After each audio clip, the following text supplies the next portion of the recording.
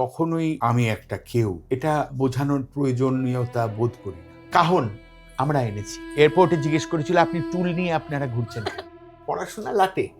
বাবা আমায় বললো কোনো চিন্তা করো না, এটাই যদি করতে চাও এটাই করো, এটা নিয়ে চিন্তা করো না। আমি কে আমার তোমায় বোঝানোর দরকার নেই। তুমি যদি আমার সম্বন্ধে জানতে চাও খোঁজ নাও, তোমার মাথা এমনি হেঁট হয়ে যাবে। এই যে তারকেটে থেকে তারকেটে থেকে ধা তারকেটে থেকে তারকেটে থেকে ধুমকেটে থেকে তারকেটে থেকে তারকেটে থেকে ধা তারকেটে থেকে তারকেটে থেকে, এই যে আমি বলছি আমার জিভ হাওয়া কাটছে। এই প্রিসিশন একমাত্র ভারতীয় তাল বাদ্যের পৃথিবীতে আছে।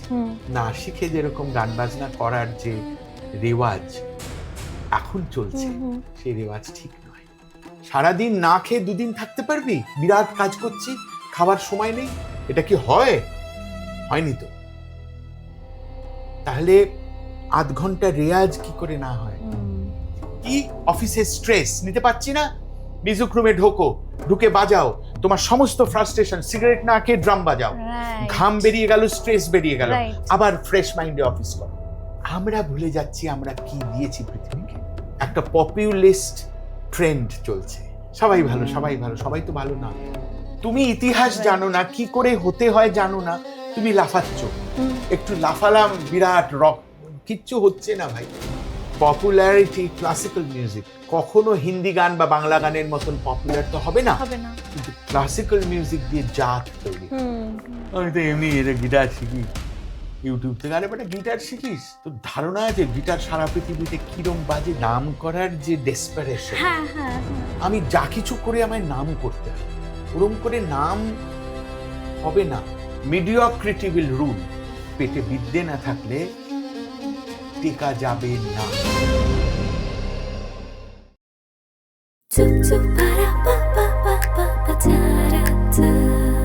Let's talk. তিনি পণ্ডিত, অগাধ তার পাণ্ডিত্য। নিজের ঢাক পেটাতে পছন্দ করেন না ঠিকই, তবে তিনি কিন্তু নিজের ঢাক, ঢোল, তবলা ইত্যাদি বাজিয়ে বিশ্ববিখ্যাত। তিনি সঙ্গত করেছেন পণ্ডিত রবিশঙ্কর, আমজাদ আলী খান এবং আরও অনেক লেজেন্ডদের সাথে। বয়সের সাথে তার এক্সপিরিয়েন্স এবং পাণ্ডিত্য যেরকম বেড়েছে, তবে তিনি কিন্তু এখনো ছেলে মানুষ। তার কারণ তিনি যখনই যেখানে থাকেন মজায়, আড্ডায়, ছেলে মানুষইতে ভরিয়ে রাখেন চারপাশ। আমার বলতে খুব ভালো লাগছে আজকে আমাদের গেস্ট, যিনি নিজে গুণে প্রতিষ্ঠিত, বিখ্যাত তবলাবাদক, পারকাশনিস্ট পণ্ডিত শ্রী তন্ময় বোস। কেমন আছো? Good morning, thank you Mekhala, আমাকে তোমার শোতে আসবার সুযোগ করে দেওয়ার জন্য। আমার খুব ভালো লাগছে তোমার সাথে কথা বলতে, এই কারণে যে অনেক মানুষের সঙ্গে বসা হয়, কিন্তু অনেক মানুষের সঙ্গে গল্প করা হয় না। গল্প তখনই করা হয় যখন তাদের সঙ্গে একটা আন্ডারস্ট্যান্ডিং অফ মাইন্ডসেট হয়। তো তোর সঙ্গে আমার সেই আন্ডারস্ট্যান্ডিং অফ মাইন্ডসেট আছে, সেজন্য আমি খুব ওয়াজ লুকিং ফরওয়ার্ড কখন আসবো, গল্প করবো, আড্ডা মারবো, এসবের জন্য। Thank you. আরেকটা কথা, আমি তোমাকে এর আগে যখন আমি টিভিতে দেখেছি বা নানা জায়গায় তোমার নাম শুনেছি, তখন জানতাম হ্যাঁ পণ্ডিতজি, গুরুজি, খুব সম্মানীয় ডেফিনেটলি এখনো। কিন্তু আমরা সোনার জলসাঘরে যেভাবে তোমাকে পেলাম, আমাদের কুল গুরু তুমি, এবং তুমি যেভাবে মজা করো, তো আমি আগে ভাবতাম যে হ্যাঁ পণ্ডিত মানে সবাই নর্মালি ভেবে থাকেন একটু গুরু গম্ভীর একটা ব্যাপার, হ্যাঁ, কিন্তু তোমার সাথে মিশে দেখলাম তুমি এখনো এরকম ছেলে মানুষ রয়ে গেছো। এই যে একটা বিষয় থাকে, বিশেষ করে যারা ক্লাসিক্যাল মিউজিকে থাকেন, একটু মেজাজ থাকে তাদের, গম্ভীর থাকে, তো সেই জায়গা থেকে একদম কন্ট্রাস্ট, এই যে এই বিষয়টা, এটা তোমার একটা ইউএসপিও বলতে পারি। এর প্রধান একটা কারণ যে ব্যাগেজ, বুঝিস তো, সে ব্যাগেজ নিয়ে চলা খুব একটা পছন্দের কাজ নয় আমার। আচ্ছা, হ্যাঁ, আমি কখনোই আমি একটা কেউ এটা বোঝানোর প্রয়োজনীয়তা বোধ করি না। তার কারণ আমার কাজটা আমার কাজ। হ্যাঁ, তোর সঙ্গে আমি যখন মিশছি, গল্প করছি, তখন সবসময় আমার বোঝানোর দরকার নেই যে আমি কি অ্যাচিভ করেছি জীবনে, এটা আমার বলবার দরকার নেই। তোর যদি প্রয়োজন হয় তুই ঠিক খুঁজে নিবি। তো আমি দেখেছি, আমি ছোটবেলা থেকে এই ভাবনায় বিশ্বাসী, এবং সেভাবেই আমি বড় হয়েছি। আমার বন্ধুরা যারা, ছোটবেলার বন্ধু যারা যারা আমার সাথে বড় হয়েছে, তুই যে কথাগুলো বললি আমার সম্বন্ধে, তারা কিন্তু জানে কোনো একটা জায়গায় আমি না যাওয়া পর্যন্ত সেখানে কিন্তু সব চুপ করে বসে থাকে, গল্প করে, এমনি গম্ভীর হয়ে গল্প করে। আমি যাওয়ার পর সেখানে পুরো পরিবেশটা বদলে যায়। অন্যরকম হয়ে যায়। তো সেইটা আমার স্বভাবজাত। আমি ছোটবেলা থেকেই এরকম, এবং আমার স্কুলের বন্ধুরা, সাউথ পয়েন্টের বন্ধুরা, আমার কলেজের বন্ধুরা, যারাই আমাকে চেনে, ইনফ্যাক্ট অনিন্দ তো পাবলিকলি ওই গল্প বলে। স্কটিশ চার্চ কলেজে আমার জুনিয়র ছিল তো, আচ্ছা আচ্ছা। চন্দ্রবিন্দুর অনিন্দ। হুম, হুম। তো ও ওই গল্পটা বলে, আমি দুষ্টুমি এত করতাম স্কুলেও, কলেজেও, কলেজেও। এবং এখনো করি।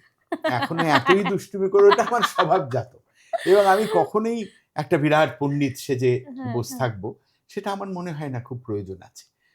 যদি আমার প্রয়োজন হয় আমার জ্ঞান প্রদর্শন করার, তখন সেখানে আমি দেখাতে পারি, দেখাতে চাই, দেখাবো যে আমার অ্যাচিভমেন্ট কি, আমার পাণ্ডিত্য কোনখানে। আদারওয়াইজ আমার তোকে বলবার কোনো প্রয়োজন নেই।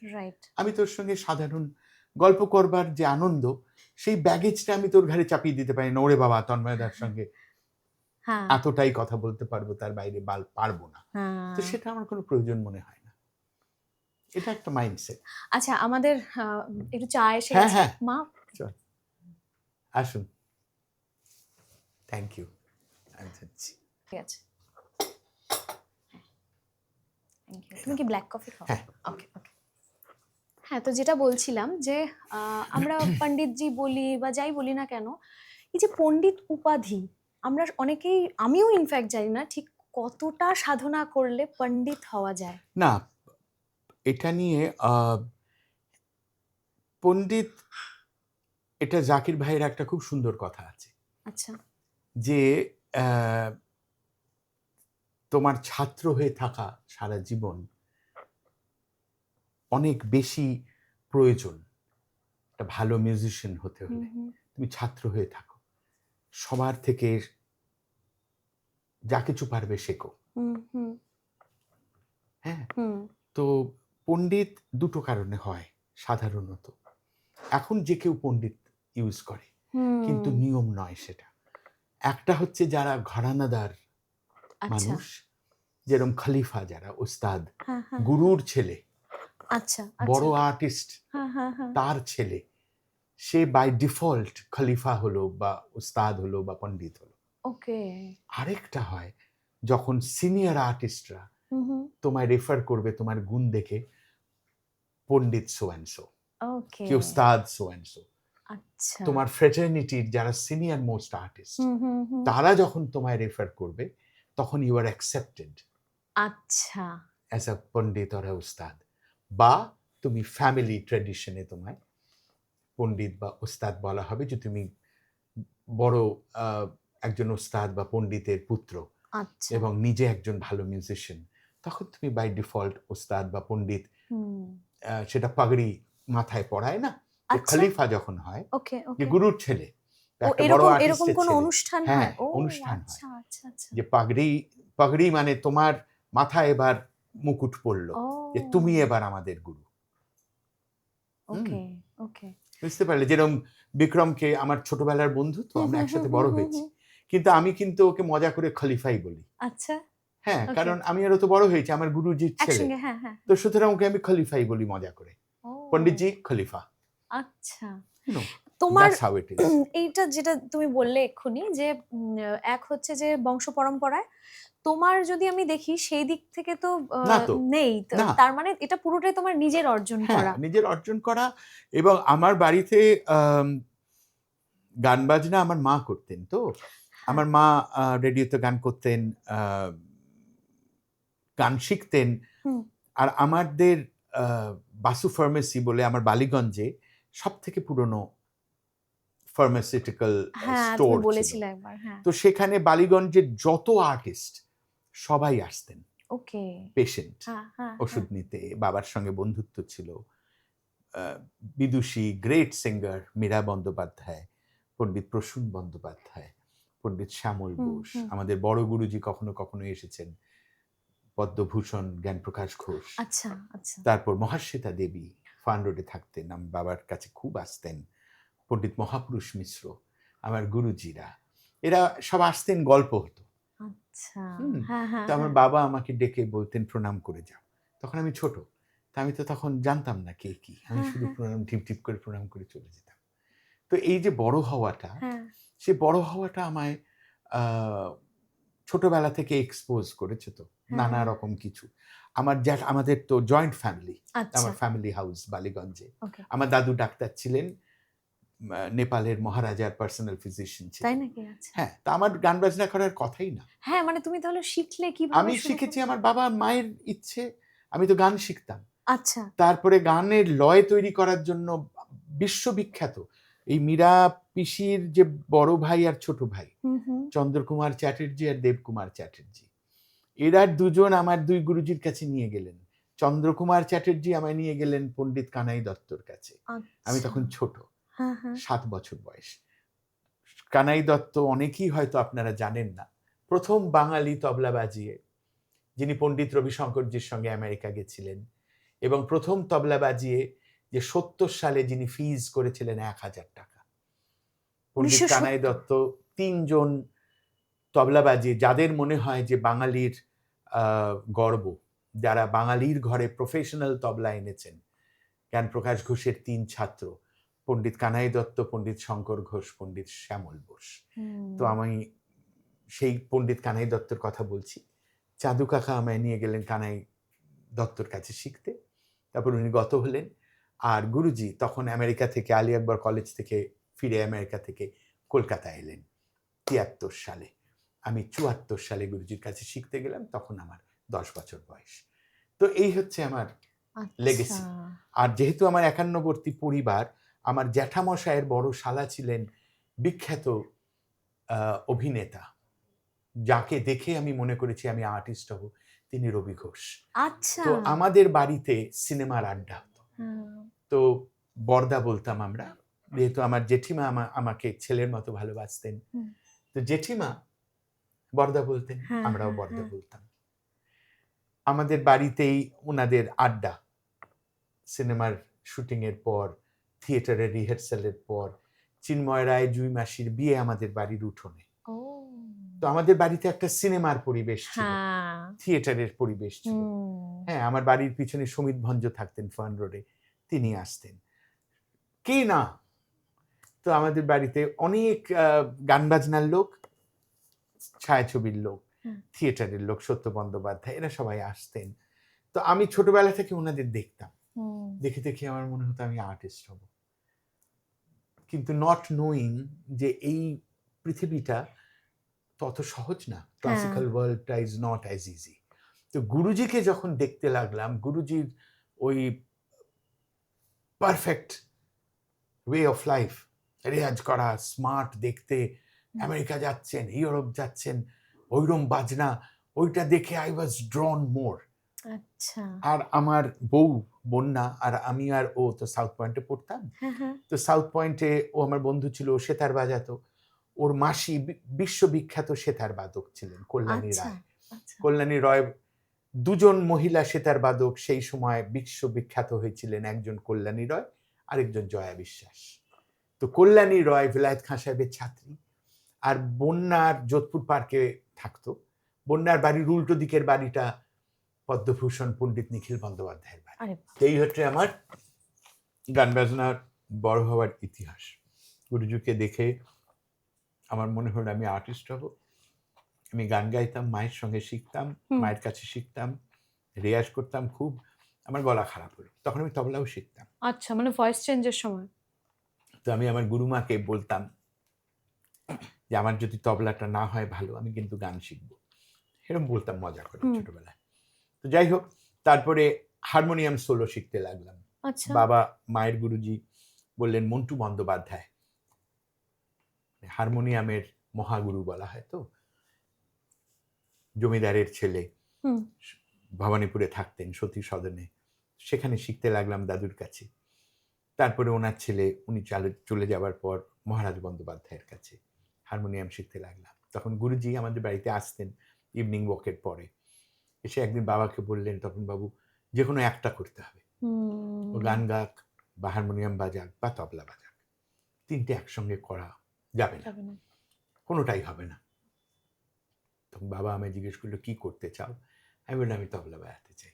আচ্ছা, তো তখন আমি তবলাটাই সিরিয়াসলি করতে লাগলাম। কেন গান, হারমোনিয়াম এবং তবলা, এই এতগুলো স্পেকট্রামের মধ্যে তোমার কেন তবলাটাই বেশি ভালো লাগলো? মানে এটা আমার ছন্দ ভালো লাগতো। তারপর আচ্ছা। গুরুজিকে দেখতাম বড় বড় হুম, হুম, আর্টিস্টের হুম, সঙ্গে হুম। বাজাচ্ছেন, তবলা সোলো বাজাচ্ছেন, আরো অন্য অন্য মহান শিল্পীদের দেখতাম। ফর সাম রিজন তবলাটা আমার খুব বেশি অ্যাট্রাকটিভ লাগলো।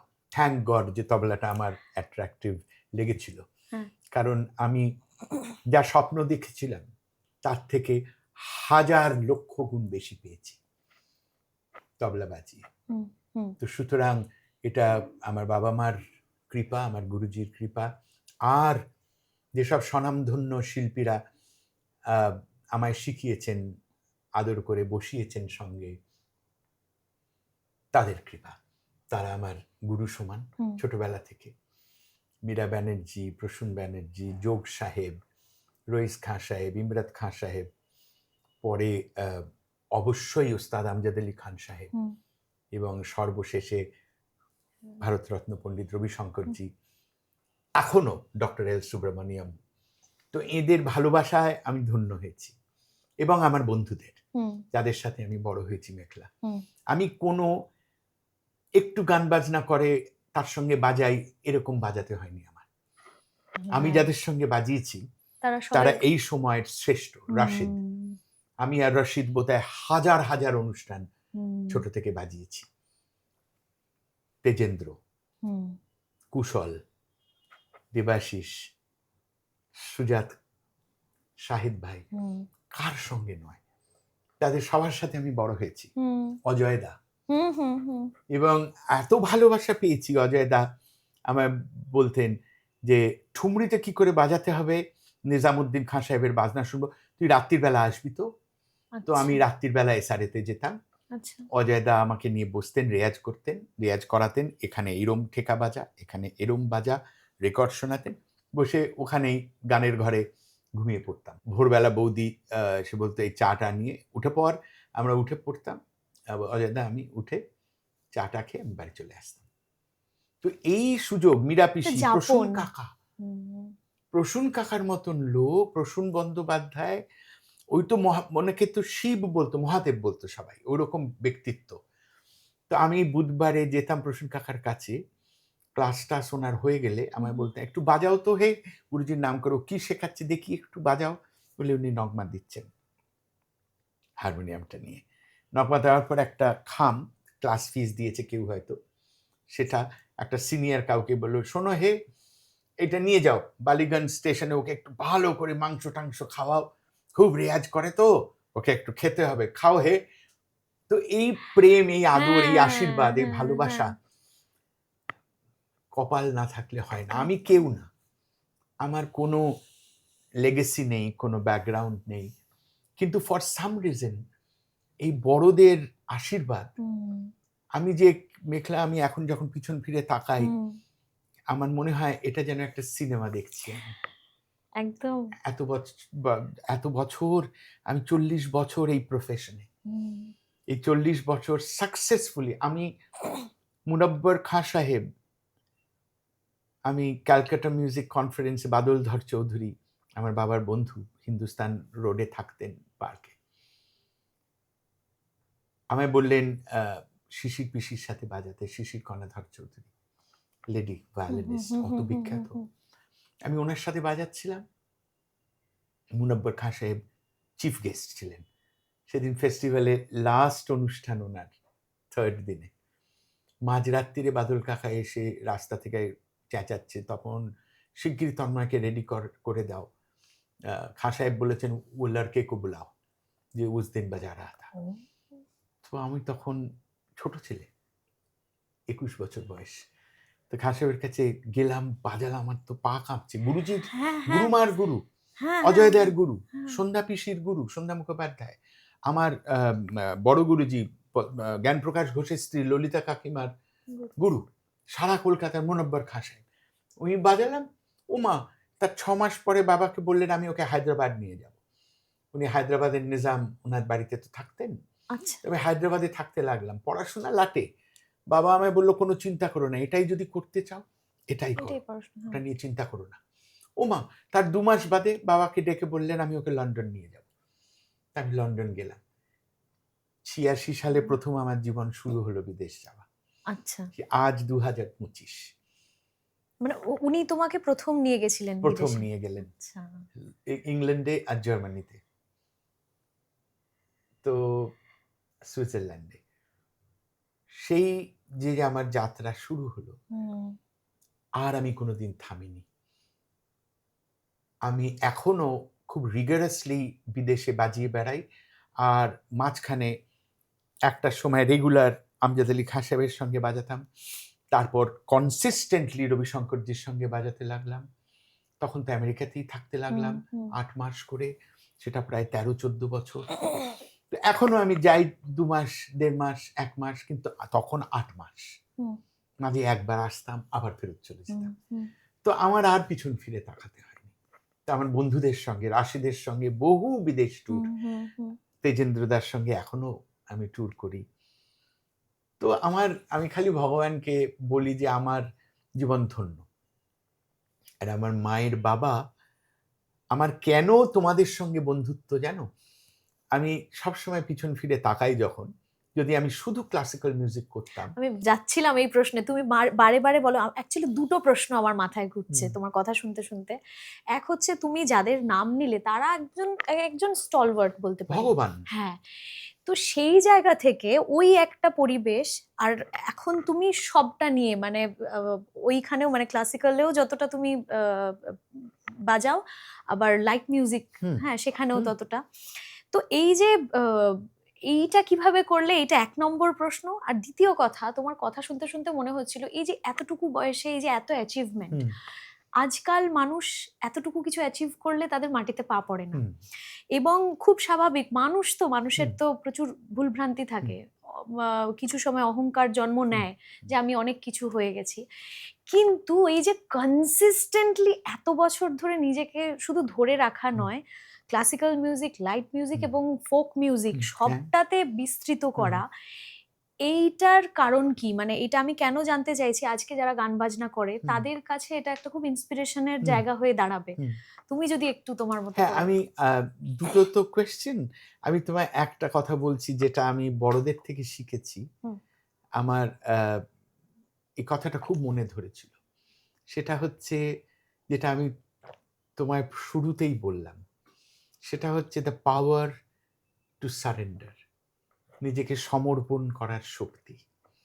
তো আমি ওইটা হচ্ছে ইউনাইটেড আর্টিস্টস, চার্লি চ্যাপলিনের স্টুডিওর পাশে লস অ্যাঞ্জেলেসে। সেখানে কনসার্ট ফর জর্জের ভিডিও রিলিজ হচ্ছে। তো পণ্ডিতজির সঙ্গে আমরা গেছি লস অ্যাঞ্জেলেস, সান ডিয়েগো থেকে, রবিশঙ্করজির সঙ্গে। তো যখন আমরা ঢুকছি সেইখানে ফার্স্ট রোতে হলে, আমি এটা বহুবার বলি, এরিক ক্ল্যাপটন, বিলি প্রেস্টন, পল ম্যাকার্টনি, রিঙ্গো স্টার সবাই আছেন। তারা সারা পৃথিবীর রক মিউজিকের ভগবান। যেই জ্যাঠামশাই ঢুকলেন, অনুষ্কা, আমি, কেনজি সান আর চিন্নামা, ওরা সবাই উঠে দাঁড়িয়ে হাত জোর করে, পণ্ডিতজি বিনম্রতা তো শেষ কথা, এসে বসলেন, এরম করলেন, ওনারা বসলেন। যখন ফিরছি আমি বললাম যে যারা সারা পৃথিবী যাদের ভগবান ভাবে, তারা আপনাকে ভগবান ভাবে, অথচ আপনি চন্দ্রু, সান ডিয়েগোতে ওনার বাড়ির যে ছেলেটা ছিল হেল্পার, সে একটা জল দিলেও তাকে থ্যাংক ইউ হাত জোর করে বলতেন। হ্যাঁ, তাই বলে এত বিনম্রতা কিসের, কি করে আসে আপনার?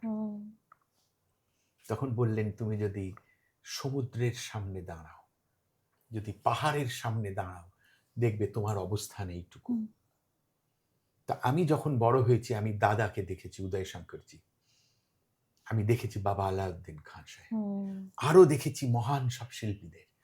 আমার কখনোই মনে হয়নি আমি রবিশঙ্কর, আমি একটা কেউ।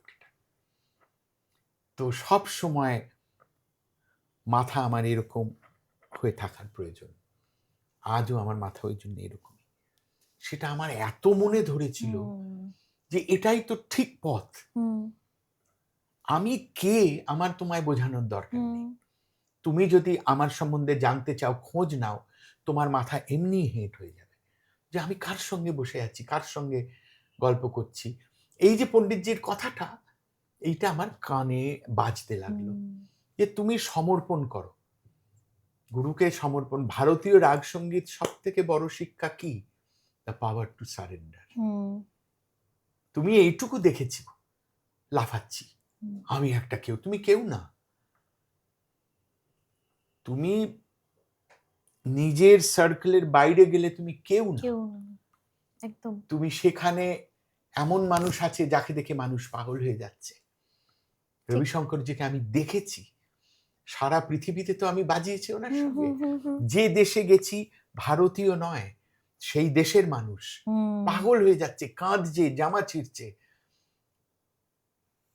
তো ওইটা একটা কারণ, ওই কারণে আমার মনে হয়েছে। আর উনি আমায় ইন্সপায়ার করতেন, বিক্রমকেও তাই, আমাকেও তাই, যে ব্রাঞ্চ আউট করো, আর কি পারো। আমি যেহেতু গান গাইতাম, লোকগান আমার খুব পছন্দের ছিল। আর আমার দাদু, মায়ের বাবা, মন্টু বোস, এই যে বিজলি, বসুশ্রী, এইসব হলের মালিক ছিলেন। আর আমার দাদু এইসব হলের ম্যানেজার ছিলেন, আর ক্লাইড ফ্যান ম্যানেজার ছিলেন, ফ্যানের কোম্পানি। তো পয়লা বৈশাখে বিখ্যাত অনুষ্ঠান, বসুশ্রী সিনেমায় উত্তম কুমার কনভেনার, মহানায়ক। আর মান্না বাবু, হেমন্ত বাবু, সন্ধ্যা পিসিমা, মানবেন্দ্র বাবু, কে নয়, আরতি দি, যারা ভগবান, তারা গান গাইবেন 9টা থেকে 2:30, 3টের থেকে ম্যাটিনি শো শুরু। তো দাদু, মা সন্ধ্যা মুখার্জির গান গাইতেন। তো তো আমি আর মা ওই 7 বছর বয়স থেকে প্রতি বছর এই অনুষ্ঠান শুনতে যেতাম।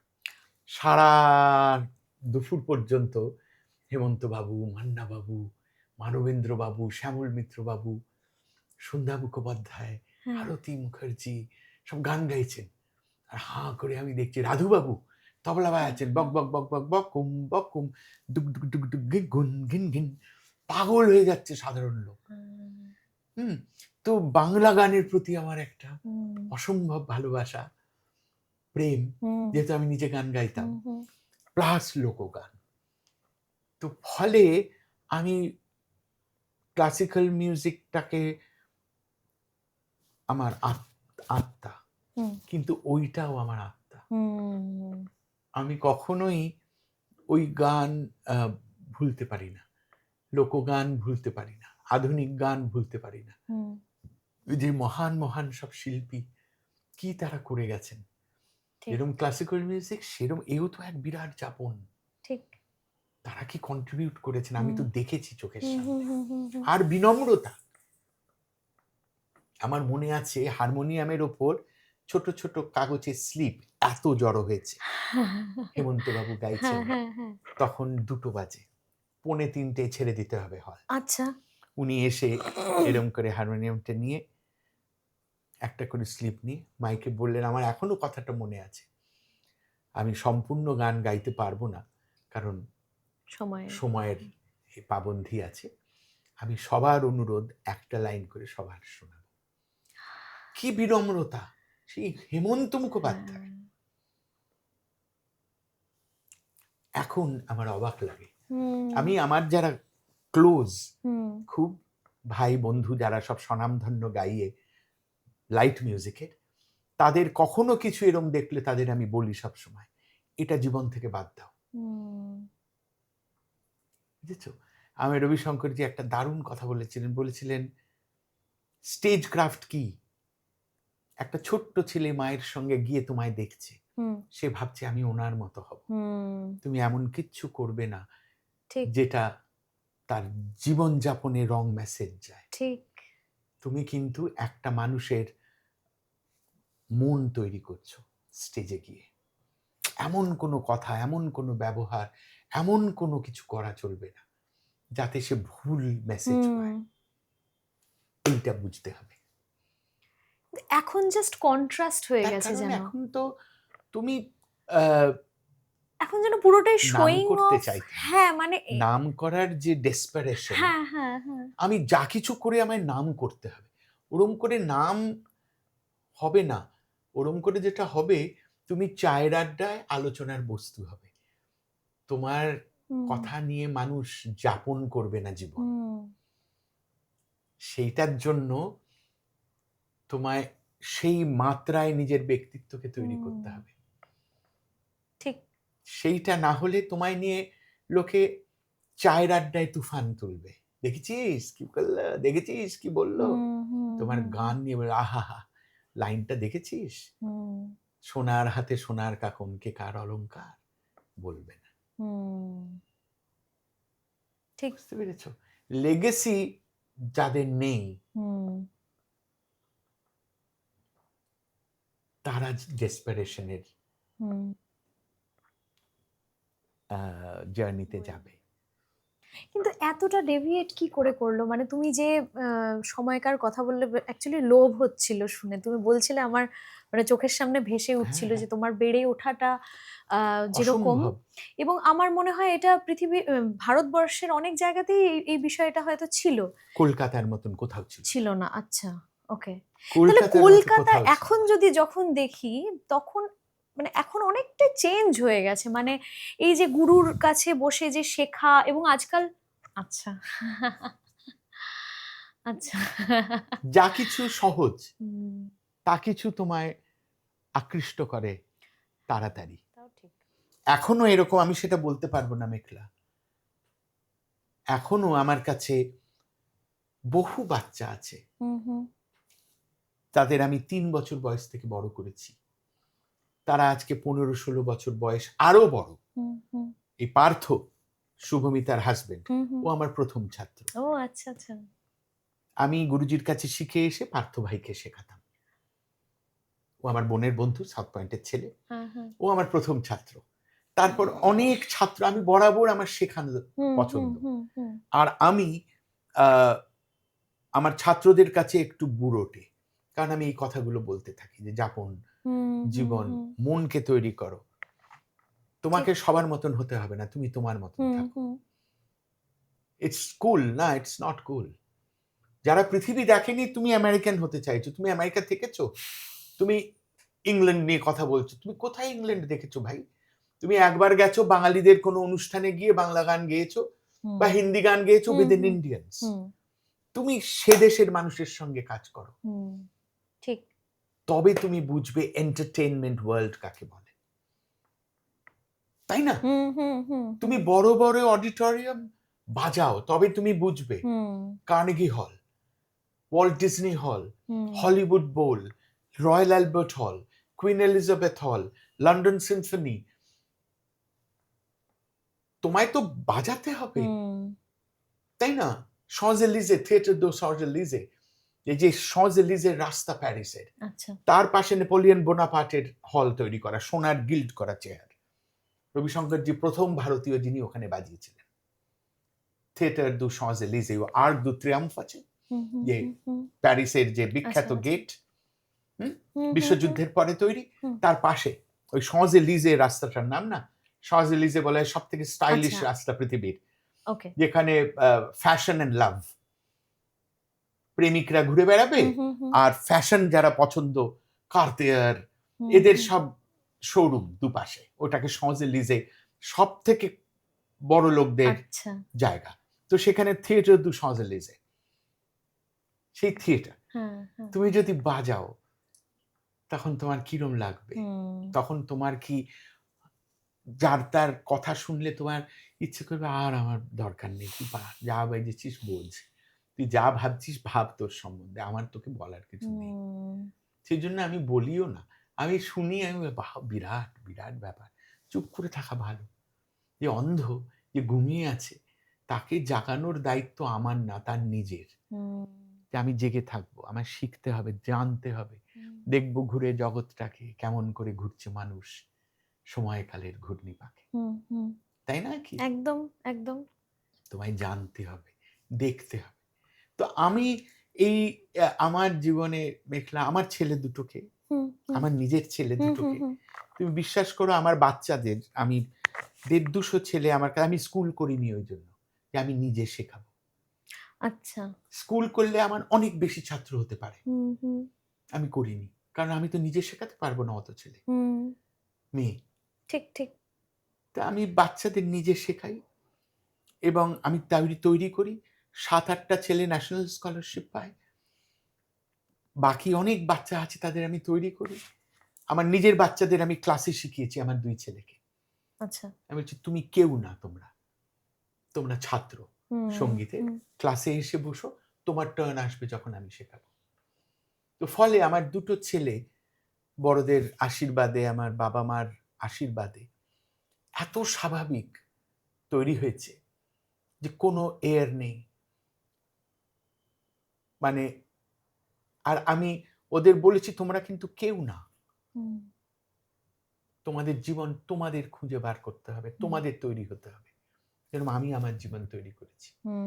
বন্যাও তাই, ভেরি স্ট্রিক্ট। জানো, ওরা পড়াশোনায় ভালো দুজনেই ছিল, দুজনেই ভালো পড়াশোনা করেছে। তো আমার বড় ছেলেটা কেমন মজা, সে সিঙ্গাপুরে MBA পাশ করে ইন্টারন্যাশনাল মার্কেটিং, এদেশে এলো, কলকাতায় ফিরলো, ফিরে একটা চাকরি পেল। চাকরি পেয়ে 8 মাস বাদে আমায় বললো, বাবাই আমি চাকরি করতে চাই না, আমি মিউজিশিয়ান হতে চাই। ও তবলা শিখেছে, গিটার বাজাতে পারে, পিয়ানো শিখেছে ক্যালকাটা স্কুল অফ মিউজিক, আমার 2 ছেলেই। আমি বললাম কি করবে? ও ড্রাম বাজাতো, নন্দনদার কাছে শিখতো তবলা, নন্দন বাগচি, গুরু উষাদির সমসাময়িক, যে ক্যালকাটা ট্রিঙ্কাস লেগেসি অফ ক্যালকাটা, যেখান থেকে লুই ব্যাংক ট্যাঙ্ক তৈরি হয়েছে, নন্দনদা সেই সময়ের একজন ড্রামার। নন্দনদাকে আমি বললাম আমার ছেলে তোমার কাছে শিখবে। তা আমি বললাম তোমার সাহস আছে চাকরি ছেড়ে দেওয়ার? বলে হ্যাঁ। আমি বললাম তোমায় 7 দিন সময় দিলাম, ছেড়ে এসো তো দেখি। ও 7 দিনের মধ্যে চাকরি ছেড়ে দিল। আমি বললাম এবার করো, কি করবে? বলে আমি ইলেকট্রনিক মিউজিক নিয়ে কাজ করবো। করো। ঠাকুরের এমন কৃপা, শুধু গুরুর আশীর্বাদ, আমার বাবা মার আশীর্বাদ, আর আমার গাছদের আশীর্বাদ, আমার পেটদের আশীর্বাদ, আমার মাছদের আশীর্বাদ, এদের আশীর্বাদের বিরাট ফল। তুমি জানো তো, সত্যি তুমি গাছকে যদি আদর করো, তুমি দেখবে ওরা ফুল ফল বেশি দেবে। আমি দেখেছি নিজে মিলিয়ে, মাছরা, পেটরা, ওদের তুমি ভাবো যে ওরা ভগবান, দে আর লিভিং এম্বডিমেন্ট অফ গড। ছেলেটা আমার চাকরি ছাড়লো, তার 2 মাসের মধ্যে সানবার্ন বলে একটা কোম্পানি আছে, সানবার্ন ইলেকট্রনিক মিউজিকের সব থেকে বড় সংস্থা ভারতবর্ষের, বম্বেতে। সানবার্ন ওকে স্পট করে ওদের আর্টিস্ট করে নিল। এখনো মোস্ট অফ দ্য টাইম গোয়াতে থাকে। ওর যার সঙ্গে বিয়ে হবে, সাবিনা মডেলিং করে। সাবিনা অর্ধেক অস্ট্রেলিয়ান, অর্ধেক পাঞ্জাবি। ওরা দুজন গোয়াতে থাকে মোস্ট অফ দ্য টাইম, কলকাতায় এখন আছে। তো আমার ছোট ছেলে তবলার খুব শখ, তো ওকে বন্যা বলল যে আমি বললাম তোমায় 10 ঘন্টা রেয়াজ করতে হবে, কি করবে ভবিষ্যতে আমি কিন্তু তোমায় কোথাও কাউকে বলতে পারবো না,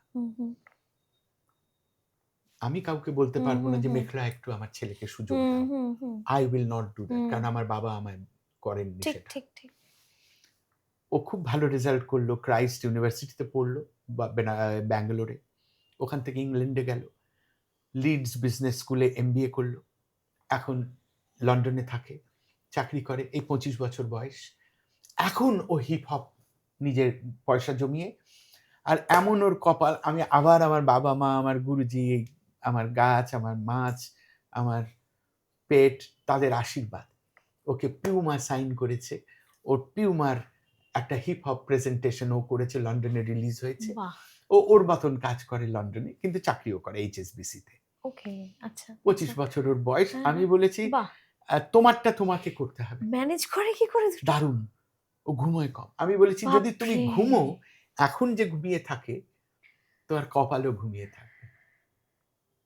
আর আমজাদ আলী খাঁ সাহেব, ওস্তাদ আমজাদ আলী খাঁ সাহেব আমার আরেক গুরু, তাঁর একটা কথা আমার মাথায় জমে আছে, কি জানো? বলো বলো। বেআদব বেনসিব, বা আদব বা নসিব। মানে হচ্ছে যে বেয়াদবি করবে সে বেনসিব, কপাল তার সঙ্গ দেবে না। আর বা আদব, যে তহজিব মৌসিকি, যে ব্যবহার জানে, সভ্যতা জানে, নম্রতা জানে, বা নসিব, কপাল তার সঙ্গ দেবে। বড়দের সামনে, বড়দের পায়ের কাছে আমি বসতে পেরেছি মেঘলা, আমার চোখে জল আসে এটা বলতে গেলে। আমি কেউ না, কিন্তু আমি কি জানি আমার কপাল, যার কাছে গেছি সে আমায় হাতটা ধরে ছাড়েনি কোনোদিন। রবিশঙ্করজি আমায় বললেন চিন্নামাকে আর অনুষ্কাকে দেখিয়ে, যতদিন অনুষ্কা ক্লাসিক্যাল বাজাবে তুমি কিন্তু ওকে ছেড়ে যাবে না, তুমি কিন্তু ওর সঙ্গে বাজাবে, তোমার বোন, তুমি ছোট থেকে বাজিয়েছ।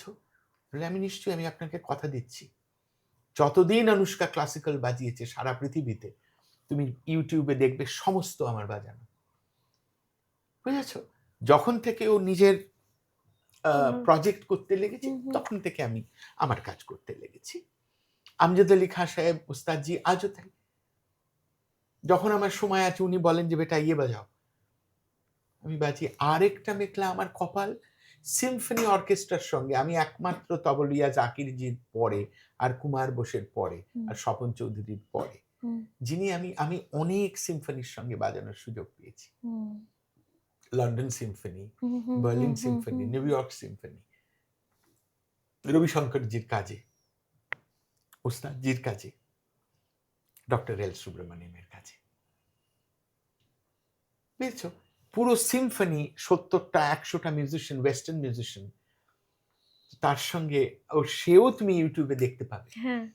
কন্ডাক্টরের বেটন বুঝে বাজাতে হবে। তো আমি কেউ না, কিন্তু আমার এটাই সৌভাগ্য। আমার টেলিভিশনের কাজ মেঘলা, রাহুল পুরো কায়স্ত চলে গেছেন, রাহুল বাবু খুব আমাকে ভালোবাসতেন।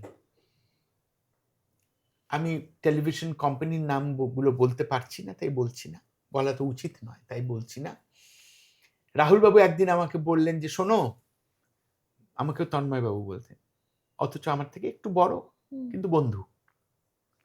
আমি ওই জন্য ওই অভ্যেসটা আমার আছে, আমি সবাইকে বাবু বলতে ভাল লাগে আমার, যে নাম না কিরে অনিক বা কিরে মেঘলা, বা আমি সবসময় অনিক বাবু, বা ওটা আমার ভালো লাগে, যে আমি তোমার ওইটুকু সম্মান দিতে চাই। তো উনি আমায় এসে বললেন যে তুমি টেলিভিশনে কাজ করো, তোমার ব্যক্তিত্ব খুব টেলিভিশনের জন্য সুটেবল। তো আমি প্রায় 30 বছর আগে প্রথম আমি টেলিভিশনের কাজ শুরু করলাম, আমার শো একটা, আমি পরপর 2-3টে শো আমার শো। সেইখানে অদিতি কত ছোট মেয়ে ছিল, হ্যাঁ, ওকে প্রডিউসার বলল কীর্তন রাখা যাবে না, তো আর ওর মা দাঁড়িয়ে আছে। তো আমি বললাম তোমরা দাঁড়িয়ে আছো কেন? বলে যে আমায় তো নিচ্ছেন না ওনারা, যে আমার সাবজেক্ট কীর্তন বলে। আমি ঝগড়া লাগিয়ে দিলাম, কেন হবে না, এটা লেগেসি আর এটা আমার শো। তো সেই আমার অদিতির সঙ্গে পরিচয়, ছোট্ট মেয়ে ছিল। তো তারপরে তো অদিতি এত কিছু করলো জীবনে। তো আমার এই যে যাত্রাপথটা, তারপর সারেগামা, একদম জিতে আমি যখন কাজ করতে লাগলাম, অভিজিৎ আমার অত্যন্ত প্রিয় ভাই, মামিয়া অত্যন্ত প্রিয়। তার একটা প্রধান কারণ, আমি চাইনি কিছুই, আমি যতটা পারি আমি করব, বুঝেছো? আর তার মাধ্যম দিয়ে কতজন, এই পিউ, আরো কতজন তোমাদের সঙ্গে আমার পরিচয়, তোমাদের জানো, অনেক কত ছোট ছেলে ছিল, হ্যাঁ, যে প্রথম না রিয়েলিটি শো যেটা জিয়ের প্রথম, সেটা মিঠুন চক্রবর্তী সঞ্চালনা করেছিলেন, ওখানে ছিল, আর আমি আর দেবজ্যোতি মিশ্র জাজ। ওকে, হ্যাঁ, দেবু আর আমি জাজ, অনেক ছোট্ট ছেলে, অনেক গান গিয়েছিল। তো তারপরে ও জি সারেগামায় গেল মেনটায়, ওখানে ফার্স্ট হলো। হ্যাঁ, তো ওদের আমি কত ছোট দেখেছি। হ্যাঁ, তো আজকে ওরা এরকম একটা বটগাছ হয়ে যাচ্ছে, আমার দেখতে কত ভালো লাগছে। আর আমি এই কাজটা করে আমার ভালো লাগে যে এটা একটা অন্য ওয়ার্ল্ড। এখানে আমি একটা কেউকেটা, সেটা ভাবার দরকার নেই, বোঝানোর দরকার নেই। যদি প্রয়োজন পড়ে, আমার ইনপুটের প্রয়োজন হয়, তখন আমি তাকে বোঝাতে হবে যে তুমি এটা জানো না, এটা আমি জানি। তার আগে আমার তাকে বলবার প্রয়োজন নেই। আর সারেগামায় লোকগান, আমি অনেকগুলো জিনিসই আমার মাথায় ঘুরঘুর করছে এবং কথা বলতে বলতে আমি দেখছিলাম তোমার চোখের কোণাটা চিকচিক করে উঠছে যখন বিশেষ করে পণ্ডিত রবিশঙ্করের কথা বলছিল ওই সময়গুলো। মানে মাথায় আমার অনেকগুলো প্রশ্ন ঘুরপাক খাচ্ছে। প্রথম তো তুমি যখন ওই শেখানোর কথাটা বলছিলে, তুমি তোমার ক্লাসে নিজেই শেখাও এবং শুধু তাই নয়, অটিজমের কিছু বাচ্চাদের স্পেশাল যারা, আমি এটা নিয়ে একদম আলোচনা করতে আমার ভালো লাগে না। কেন জানো, আমি তো অনেককে শেখাতে পারবো না, কিন্তু মিউজিক থেরাপি কি আমি সেটা প্রত্যক্ষ করেছি। বোল পড়িয়ে পড়িয়ে তাদের জিভ, এটা হাওয়া কাটে, তো জিভ হাওয়া কাটে ঠোঁটের সাথে, ইন কোঅর্ডিনেশন। এই যে তারকেটে থেকে তারকেটে থেকে ধা তারকেটে থেকে তারকেটে থেকে ধুমকেটে থেকে তারকেটে থেকে তারকেটে থেকে ধা তারকেটে থেকে তারকেটে থেকে, এই যে আমি বলছি আমার জিভ হাওয়া কাটছে, ঠিক ঠিক কাটছে হাওয়াটা। এই প্রিসিশন একমাত্র ভারতীয় তাল বাদ্যের পৃথিবীতে আছে। যে পড়বে তার ডিকশন পরিষ্কার হবে। তো আমি এই বাচ্চাগুলোকে বোল পড়িয়ে পড়িয়ে, তুমি অর্ধেক কথা আগে বোঝা যেত না, এখন তুমি তার অর্ধেকের বেশি কথা বুঝতে পারবে। আচ্ছা, বুঝতে পেরেছি? এবার তার লয় সেন্স, এই কোঅর্ডিনেশন অফ মাইন্ড এন্ড আইজ। তুমি দেখছো আরেকজন তাল দিচ্ছে, ওরা দেখে দেখে সঠিক তাল লয় রাখে। আচ্ছা, এবং ইনক্লুসিভ ট্রেনিং, আমি আমার নিজের বাচ্চাদের মতোই ওদের আলাদা শেখাই না, সঙ্গে শেখাই। অন্য বাচ্চাদের বলি ভাইকে দেখো, ভাইয়েরটা লিখে দাও, ভাইকে হেল্প করো তাল দিতে। তাদের মধ্যেও দয়া মায়া তৈরি হয়। একদম, এটা আমি আমার মতন করে আমার জীবন আমি সাজিয়েছি। আমার যেটা মনে হয়েছে ঠিক, আমি তাই করেছি। আমি জাপানিজ রেস্টুরেন্ট খুলেছি যখন, এই ভাবনা থেকে। আমি জাপানে শেখাতে যেতাম, অমিত রায়, হিরেন রায়, বিখ্যাত সেতার মেকার, রাসবিহারী অ্যাভিনিউতে, যার সেতার নিখিল কাকা এরা সব বাজাতেন, বিলায়েত খাঁ সাহেব, ওনার ছেলে বাচ্চুদা আমাকে নাগোয়া, উনি থাকতেন নাগোয়াতে, ওনার স্ত্রী জাপানিজ, নাগোয়াতে নিয়ে গেল। তখন আমি ছোট ছেলে, ওই জাপানিজ কালচার, জাপানে থেকে নাগোয়াতে বিভিন্ন শহরে বাজাতাম, কিয়োটোতে, ওসাকাতে। পরে আমি রাশিদার, আমিও ট্যুর করেছি, রবিশঙ্করজির সঙ্গেও গেছি, অনুষ্কার সাথেও গেছি। কিন্তু ওই যে এক্সপোজড হলাম, আমার মনে হলো যে এইরকম একটা কালচার, এরকম অরিগামির সব কাজ দেখছি, এইরকম ইতিহাস, এইরকম তার সভ্যতা, এইরকম প্রগ্রেসড একটা সোসাইটি, আর এইরকম খাওয়া দাওয়া, স্টমাক ফ্রেন্ডলি। আমি মনে করলাম কোনোদিন যদি আমি বড় হই, কোনোদিন যদি আমি পারি, আমি কলকাতায় একটা জাপানিজ রেস্টুরেন্ট করব। তাতে বাচ্চা ছেলে মেয়েরা সবাই আসবে, অ্যাফোর্ডেবল কস্টে জাপানিজ খাবে, চপস্টিক ধরতে শিখবে। এটা একটা খুব কঠিন বিষয়। জ্যাঠামশাই আমার বললেন, ছি ছি ছি, তুমি চপস্টিক ধরতে জানো না? কেনজি সানকে বললেন, জ্যাঠামশাই বলতে পণ্ডিতজি, আচ্ছা আচ্ছা আচ্ছা, বললেন তুমি ওকে শেখাবে, আই গিভ ইউ 2 days। তার বয়েজ ডে আউট করতেন তো পণ্ডিতজি, সান ডিয়েগোতে, লস অ্যাঞ্জেলেসে, ওনারও খুব পছন্দ ছিল জাপানিজ খাবার। বলতেন, when you come in Rome, do as the Roman does। তুমি যদি ভাত মাছ কেউ কাঁটা দিয়ে খায়, তোমার অস্বস্তি হয় না দেখে? আমি বললাম হ্যাঁ। তাহলে তুমি একটা সুশি খাচ্ছ কি সাশিমি খাচ্ছ কাঁটা দিয়ে, একজন জাপানিজ ভদ্রলোকের কিরম লাগছে দেখতে। তা আমি খুললাম, আমার এক ভাই স্কুলের, সাউথ পয়েন্টের, বন্যা, আমি, সে দেবরাজ, আমরা ওয়াসাবি খুললাম। আর এখন কত ছেলে মেয়ে আসে। আগে তো আমি সময় পেলেই থাকতাম, যেই অল্প বয়স্ক ছেলে মেয়ে যাদবপুরের, এই কলেজের, সেই কলেজের, স্কুলের ছেলে মেয়ে দেখতাম, আমি গিয়ে দাঁড়িয়ে থাকতাম পাশে। তুমি যদি একটু চপস্টিকে খাও, তোমার এই খাওয়াটা ফ্রি। আমি দাঁড়িয়ে থাকতাম টেবিলের পাশে। হ্যাঁ, আমি পাশে দাঁড়িয়ে থাকতাম যে তুমি চেষ্টা করো, ওরে না। বাবারে, সে চপস্টিক। সব যাই তুলতে যাচ্ছে স্লিপ করে পড়ে যাচ্ছে। বুঝেছো? বাবা, সেই এই একদমই। হচ্ছে আমার জীবন, এইভাবে আমার বড় হওয়া, এই ভাবনায় আমি চলেছি, এই ভাবনাতেও আমি চলতে চাই। আর আমি আমার বৃত্তে যারা আসে, আমার ভাইরা, আমার ছাত্ররা, আরো যারা এরকম মিউজিশিয়ান আছে যারা আমার খুব ক্লোজ, ভালোবাসি, তাদের সঙ্গে আমার এই আলোচনা অনবরত হয়। হ্যাঁ, আমার প্রিয় ভাই যারা, তারা অনেকেই ক্লাসিক্যাল মিউজিকেও যেরকম বিখ্যাত, লাইট মিউজিকেও তারা ভীষণ বিখ্যাত। তো তাদের সঙ্গে আমার এরকম গভীর আলোচনা হয়, তাদের সঙ্গে ইয়ার্কিও হয়, আলোচনাও হয়। ইয়ার্কির সময় ইয়ার্কি, হ্যাঁ। কাজের সময় কাজ, একদম বুঝতে পেরেছি। বুঝেছো? যেন উপল আমার খুব প্রিয় একটা ছেলে, জয় আমার খুব প্রিয় একটা ছেলে, ওর সুর বাঁধা আমার ভীষণ ভালো লাগে। আর আমার ছোটবেলার বন্ধু দেবজ্যোতি মিশ্র, আমার পাড়ার বন্ধু ছোটবেলার। ইন্দ্রদীপ আমার স্কুলের ভাই, ওর দাদা আমার ক্লাসমেট, আমার ছোটবেলার বন্ধু। ইন্দ্রদীপ আমার খুব প্রিয় ভাই, ওর বহু কাজ, সিনেমার কাজ আমি করেছি। বহু শিল্পী আছে যাদের প্রথম রেকর্ড আমি বাজিয়েছি।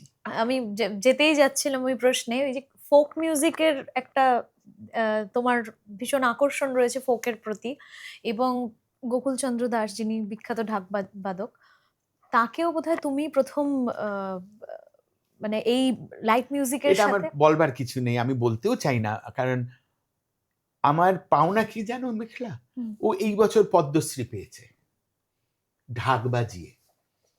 আর আমি হাচের জন্য সে বছর আমি আমেরিকা থেকে এসেছি, আর হাচ থেকে আমায় বলল আমরা প্রথমবার, হাচ মানে ওই মোবাইল হাচ কোম্পানি? কোম্পানি, ওকে হ্যাঁ, ওকে। ওরা আমাকে বলল যে আমরা প্রথমবার সেরা ঢাকি খুঁজছি, 20টা পুজো প্যান্ডেলে আপনি যদি ঘোরেন। ওকে। আর যুক্তামুখী যে যুক্তা আর আমি, তাই আমি বললাম যে উনি কি করবেন? না, একটা মানে উনি একটা ফিল্ম স্টার, বম্বে থেকে আসবেন। আমি ঠিক আছে, ঠিক আছে। তা আমি ঘুরতে লাগলাম আহিরিটোলা পুজো মণ্ডপে। মাঝরাত্রির, ভোর রাত্রিরে আমি যখন গেছি, তখন দেখছি খড়ের গাদায় ওদের যে ঢাকি দুজনে শুয়ে আছে। তো ওই পুজো কর্মকর্তারা বললেন ওদের ডাকি, এই তো তন্ময় দা এসে গেছেন। তো ওরা বাজালো, আমার বাজনা শুনে এত ভালো লাগলো। আমি, আমার সঙ্গে একটি ছেলে ছিল, তুমি চেনো হয়তো, রাতুল। হ্যাঁ হ্যাঁ রাতুল হ্যাঁ আমার হ্যাঁ, ছাত্র, আচ্ছা আচ্ছা। ছোটবেলার।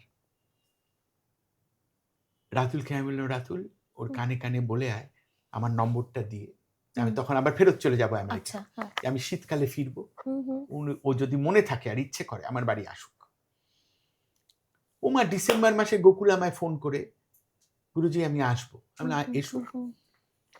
এই আমার যাত্রা শুরু হলো। একটা ছোট্ট স্যানিও টেপ রেকর্ডার, সপ্তাহে 3 দিন করে গোকুল আমার বাড়ি আসতো, আর ওর ভাই, দুজনে মিলে আমি ওই তবলার বোল ওকে বলে ঢাকের কাঠিতে কি করে সেটা তেরকেটে থেকে তেরকেটে থেকে তেরকেটে থেকে তেরকেটে থেকে তা তেরকেটে থেকে তাকে ধুমকেটে থেকে দা, তাকে ধুমকেটে থেকে দা, ও সেটা রেয়াজ করতো, আমি রেকর্ড করে দিতাম, ও বাজিয়ে আবার আমায় শোনাতো। ওকে। 1 বছর পরে আমি বললাম এইবার আমি তালতন্ত্রে তোমায় প্রেজেন্ট করব। এবার তালতন্ত্রে রাতুল, আমি, গাবু, আমরা বাম্পি, ওরা সব ছোট ছোট এসেছিল। মজার কথা কি জানো মেঘনা, ওরা সব ছোট ছেলে আমার কাছে তো এসছে, হ্যাঁ, ঠিক গোকুলের মতো। আমি প্রত্যেককে বলেছি শিখতে হবে, না শিখলে হবে না। প্রত্যেককে আমি শিখতে পাঠিয়েছি। রাতুলকে তো আমি নিজেও শিখিয়েছি। আমার বিদেশি মিউজিশিয়ান বন্ধুরা যখন আসতো, রাতুলকে আমি বলতাম তুই ওর কাছে শিখবি। গাবু, অঙ্ক, এই ড্রাম বাজাচ্ছিস খুব ভালো, কিন্তু এই অঙ্ক শিখতে হবে, এই অঙ্ক বাজাতে হবে। বাম্পিকে, বোধিসত্ত্বকে, বোধি, ওদের সবাইকে, এখন সৌপ্তিককে, বাচ্চা ভায়োলিন বাজায়, সৌপ্তিককে আমি ম্যাড্রাস পাঠিয়েছি ভাস্করের কাছে। আমি বলছি শেখ, 5 বছর বাদ, আগে শিখে আয়। বিদ্যে পেটে থাকলে তুই এমনি নম্র হয়ে যাবি, আর তোকে আটকাতে হবে না পথ চলায়, বুঝেছিস? তো গোকুল এমন বাজাতে আরম্ভ করলো, জাকির ভাই ওকে নিয়ে মাস্টার অফ পারকাশনে সারা পৃথিবী ঘুরলো, রবিশঙ্করজি ওকে ডেকে নিয়ে হলিউড বোল ও বাজালো, অনুষ্কা, আমি, রাতুল, ও আর কার্তিককে আমি নিয়ে গেলাম লন্ডন বোল, শেক্সপিয়ার থিয়েটার, যেখানে শেক্সপিয়ার ম্যাকবেথ করেছিলেন 450 বছর আগে। সেখানে কোনো মাইক্রোফোন নেই, রোজউডের হল, টেমসের পারে, বুঝেছিস? অনুষ্কা সেতার, মানে অ্যাকোস্টিকটাই ওরকম যে মানে ওখানে কোনো লাইট নেই, শ্যান্ডেলিয়ার, ও এডওয়ার্ডিয়ান স্টাইলে মোমবাতিতে আলো, আচ্ছা, বুঝেছিস? 600 অডিয়েন্স, আর ওই রোজউডের হল, গোকুল ঢাক, কার্তিক গান, আমি পারকাশন তবলা, রাতুল পারকাশন, অনুষ্কা সেতার, বাহ। বুঝেছিস? এইবার গোকুলের এই যে উত্তরণ হতে লাগলো, আমজাদ আলী খাঁ সাহেব ওকে ডাকলেন, অজয় দা ওকে ডাকলেন, জাকির ভাই ওকে ডাকলেন, রবিশঙ্করজি ডাকলেন, আমি ওকে নিয়ে ঘুরতে লাগলাম। আমি তো ঘুরতামই তার আগে। আজকে গোকুল পদ্মশ্রী পেয়েছে, ওকে দেখে 500-600 ছেলে মেয়ে ঢাক শিখছে। ঠিক ঠিক। এই যে মহিলা ঢাকিরা, ওর সৃষ্টি, এম্পাওয়ারমেন্ট অফ উইমেন, তারা নিজেরা রোজগার করছে। এরকম বহু লোকগান শিল্পী আছে যাদের আমি স্টেজে, আজও কৃষ্ণ, আকাশ, গোলাম। তো আমার এক বন্ধু আছে অমিতাভ, ওর একটা অর্গানাইজেশন আছে bangla-natok.com। বাংলা নাটক বিরাট বড় অর্গানাইজেশন। তারা, আমি আরো সুফি সূত্রা শুরু করলাম কলকাতায়, সেক্রেড মিউজিক ফেস্টিভ্যাল। আচ্ছা, ইতিহাস এগুলো যারা জানে তারা জানে, বুঝেছিস? নিকো পার্কে সারা পৃথিবীর যেখানে যেখানে সুফি ট্রেইল আছে, আচ্ছা, যে সুফি গান, Morocco, Algeria, Tunisia, Egypt, Islamic যে রুট অফ সুফি মিউজিক, এবার সেটা ওপেনিং করতে করতে করার জন্য আমি প্রতিবার একজন স্টলওয়ার্ডকে অনুরোধ করে নিয়ে আসতাম। একবার ওস্তাদ আমজাদ আলী খাঁ সাহেব ওপেনিং করলেন, একবার বিদুষী অপর্ণা সেন করলেন, একবার আমাদের গুলজার সাহেব ওপেনিং করলেন, বুঝতে পেরেছিস? সেটা একটা এমন পর্যায়ে গেল যে 1000-10 লোক, সুফি গান বাজনা হচ্ছে। এবার কাওয়াল হায়দ্রাবাদ থেকে, লখনৌ থেকে বেস্ট কাওয়ালরা, দিল্লি থেকে নিজামুদ্দিনের দরগাহ থেকে। তো এই কাজগুলো করে আমার স্যাটিসফ্যাকশন মোর, যে what I have given back, আমি ফেরত কি দিলাম। ঠিক ঠিক ঠিক। আজ আমি যেখানে দাঁড়িয়ে আছি সেটা এইটা ভেবে দাঁড়িয়ে আছি যে আমি এতগুলো মানুষের সঙ্গ করতে পেরেছি, এতগুলো ফিল্ডের মানুষের সঙ্গ করতে পেরেছি।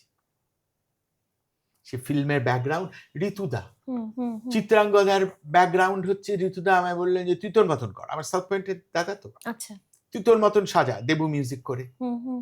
Memories in March, memories of March না memories in March, I think memories in March, Sanjay বল, কিংবা শুভমিতার ওই গান, ওইটা আমার বাজানো। সঞ্জয়ের প্রথম সিনেমা, ঋতুদা ডিরেক্ট করা।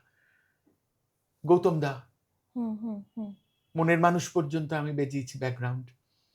ইন্দ্রদীপের বহু ব্যাকগ্রাউন্ড আমার বাজানো, দেবু তো ছেড়েই দে।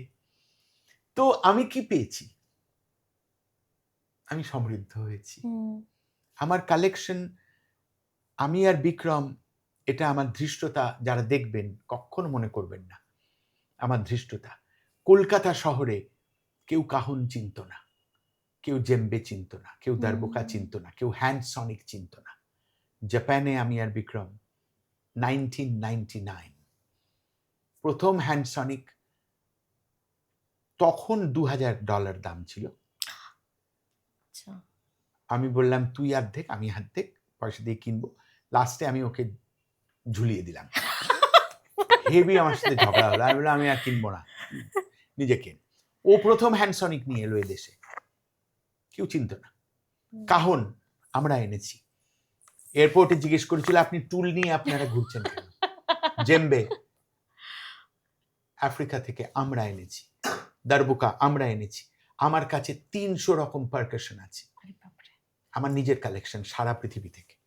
আপনারা ধৃষ্টতা ভাববেন না, আমি শুধু এইটুকু বলছি যে যদি করতেই হয় সেটা ঠিক করাটা ভালো।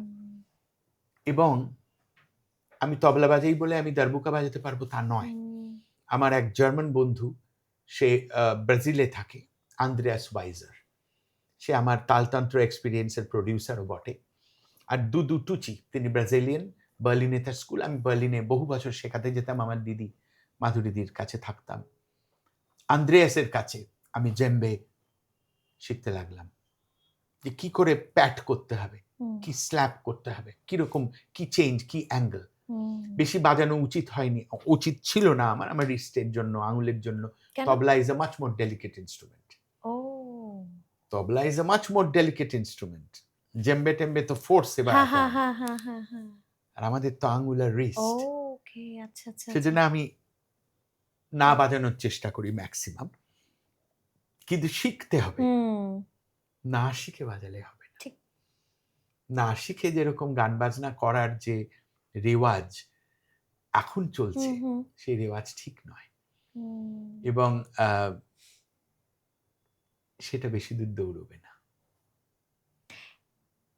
একটু বাজিয়ে শোনাবে কিছু আমাদের?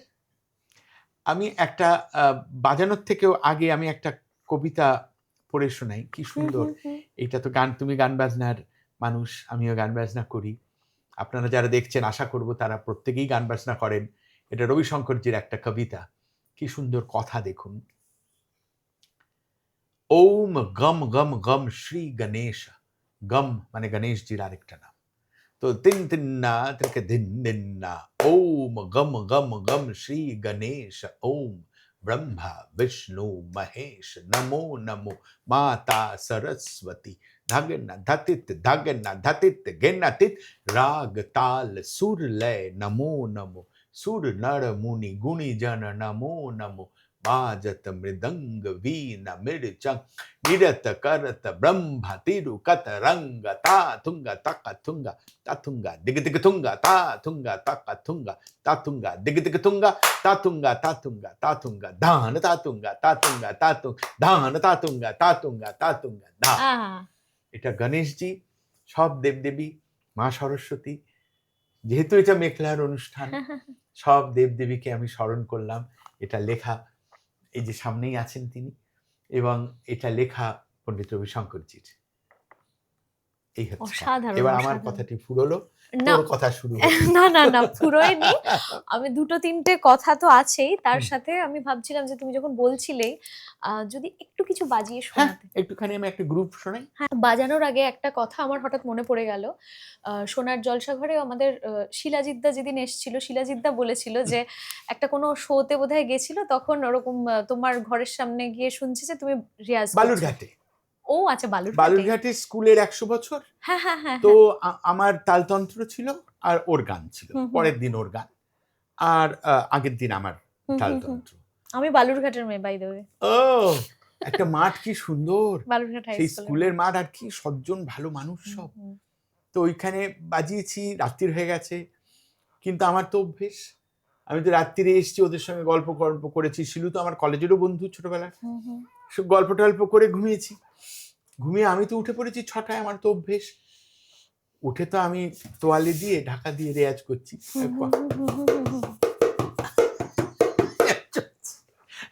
ও ঘুম থেকে উঠেছে 9টার সময়, কটকট কটকট কান লাগিয়ে শুনছে, আমি বাজাতে পারছি।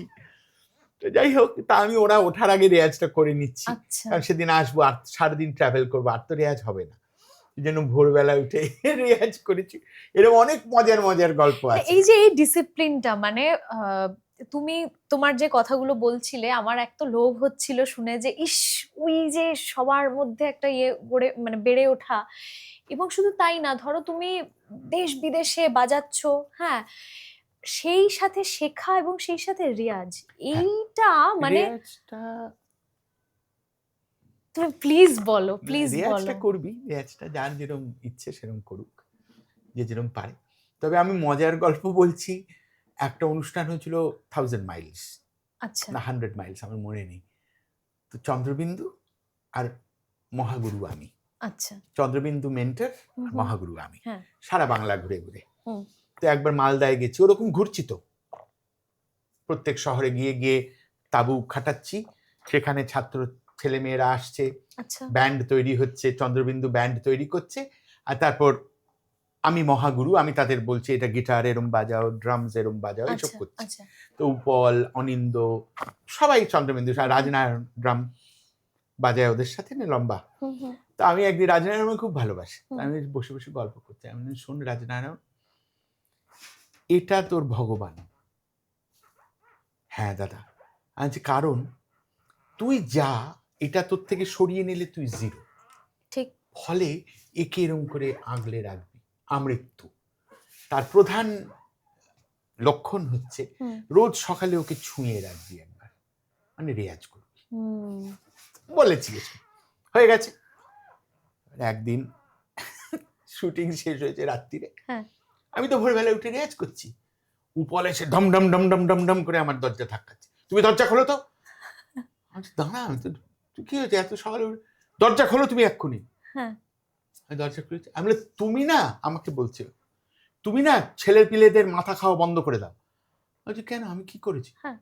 তুমি রাজনারায়ণকে বলেছো রেয়াজ করবি, আর ও স্টিক নিয়ে, আমি ঘুমোচ্ছি, টেবিলের উপর টাকা টাকা টাক টকা টাকা টাক টোকা টাকাটা ড্রাম রেয়াজ করছে, আমি বালিশ দিচ্ছি, গামছা দিয়ে গা ঘুরছি। রাজনারায়ণ বলেছে, তন্ময়দা বলেছে আমি রোজ সকালে রেয়াজ করবো এখন, বুঝছিস? এই হচ্ছে গল্প। তো আমার না মনে কিন্তু হয় এটাই মানে আমিও এখন যখন ধরো পর পর পর পর অনেক কিছু রয়েছে, হোক, এত টায়ার্ড লাগে, থাকবে, তুমি মানে এই লাগবে, টায়ার্ড লাগবে না কেন, এটা তো শরীর, হ্যাঁ বুঝছিস? কিন্তু আমি বাবার ওই কথাটা, সব আমার বাবা একটা কথা বলতেন, যে যেদিন তোমার খাওয়ার সময় থাকবে না, সেদিন তুমি রেয়াজও করো না, রেয়াজেরও তোমার না হলে ইট ইজ ওকে। তুই যে এত টায়ার্ড, তুই খাস তো, হুম খাবার খাস তো, হুম তো এইটা মনের খাবার, হুম তো শিরদাঁড়ার খাবার, আমার রেয়াজ আছে, হুম এই শক্তিটা মনে থাকবে সবসময়, যে আমি বিনা রেয়াজে নেই। কারণ তুই, আমি, যে কোনো শিল্পী, যা কিছু, তাটা কিন্তু শুধু সঙ্গীতের দয়া। ঠিক একে সরিয়ে নিলে আমরা কেউ কিচ্ছু না। তো ফলে তাকে সেই দরজা দিতে হবে, হুম সে মাথার উপর, যেরকম বাবা মাকে ফেলে দেওয়া যাবে না, গুরুকে ফেলে দেওয়া যাবে না, হুম সেরকম বিদ্যাকেও ফেলে দেওয়া যাবে না। আমার পেহচান এই বিদ্যে, বুঝলি? তো সেইটা মাথায় রাখলে আমার মনে হয়, আমার খুব ভালো লাগে। হুম আমি আমার বাচ্চাদের, আমার ছাত্রদের, বা আমার যারা খুব ক্লোজ, হুম তাদের আমি এই কথাগুলো সব সময় বলি, যে গান বাজনায় হাসি ঠাট্টা সব ঠিক আছে, কিন্তু তোমার জায়গায় তোমাকে হুম এভারেস্ট হতে হবে, বুঝছিস? নাম যশ সরিয়ে নে, ওটার সঙ্গে বিদ্যের কোনো না হুম হুম হুম মূল্যায়ন হয় না। যে বিদ্যান সর্বত্র পূজ্যতে, যে শিক্ষিত, তাকে সবাই প্রণাম করবে। হুম মনে মনে তোর হুম। সামনে সে দেখা আর না দেখা, হুম মনে মনে তোকে কিন্তু প্রণাম করবে, তোর বিদ্যেকে প্রণাম করবে, তোর জ্ঞানকে প্রণাম করবে। হুম তো সেটা আমার মনে হয়, আমি সেই বিশ্বাসে চলি। আমি আমার ছেলেদের, আমার ছাত্রদের, ছেলে মেয়েদের আমি সবসময় সেই কথাটা বলবার চেষ্টা করি। ওই ব্যস্ততার মধ্যে ধরো পরপর তোমার এখানে ওখানে ট্রাভেল রয়েছে, তার মধ্যেও ঘুমবি ধরো কম, ঘুমবি কম। আমার বাবার এই কথাগুলো আমার খুব মনে হয়। আমার বাবা বলতেন এই কথাটা, যে যদি তুমি ঘুমিয়ে থাকো, হুম তোমার কপালও ঘুমিয়ে থাকবে, তুমি জেগে থাকো। ঘুম শরীর ঠিক আদায় করে নেবে ঘুম, আচ্ছা কিন্তু যতক্ষণ জেগে থাকার শক্তি আছে, হুম হুম ততক্ষণ তোমার সঙ্গে রেয়াজ থাকতে হবে, শেখার ইচ্ছে থাকতে হবে। কথাগুলো খুব বুড়োটে এবং না ইটস নট কুল, বাট আমার কি মজা, ওই জন্য আমি I don't want to carry on the baggage. Hmm hmm এইসব কথার ব্যাগেজ নিয়ে আমি ঘুরতে চাই না। সেই জন্য আমি ইয়ার্কি মারি, হাসি মজা করি, অ্যাজ ইফ আমার দরকার নেই তোকে জোর করে এটা বোঝানোর,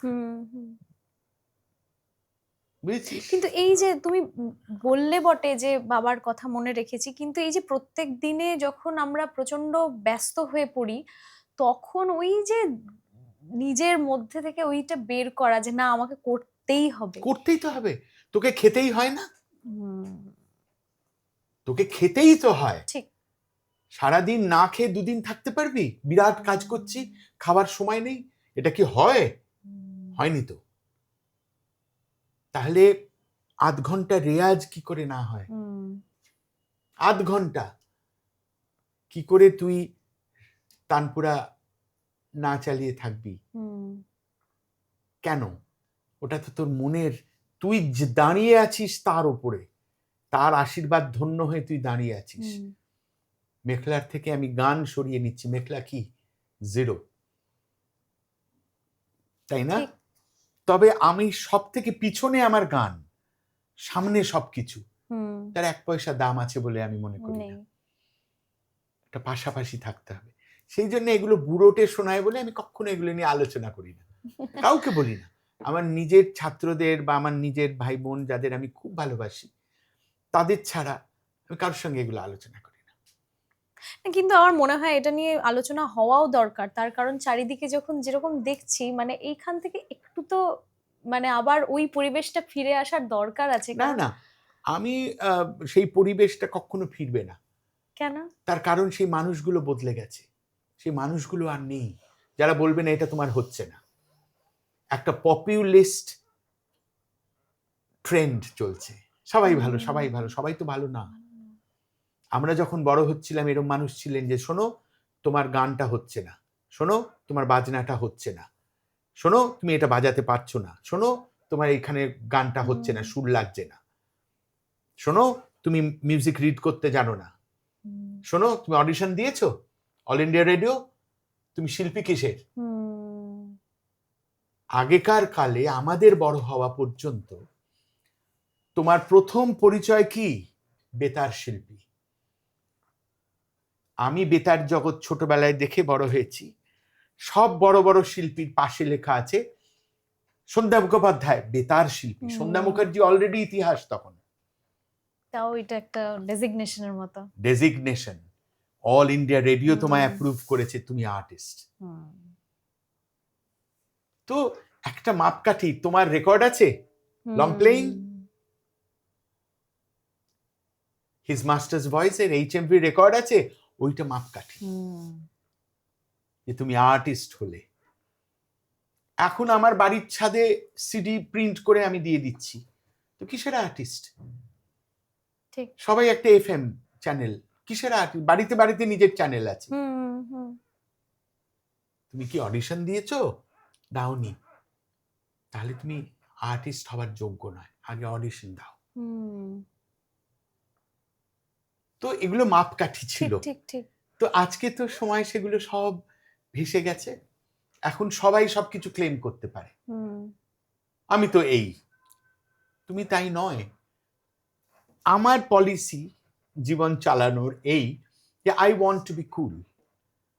আমার দায়িত্ব নয়, আমার বৃত্তের মধ্যে যারা, তাদের বোঝানোর দায়িত্ব আমার।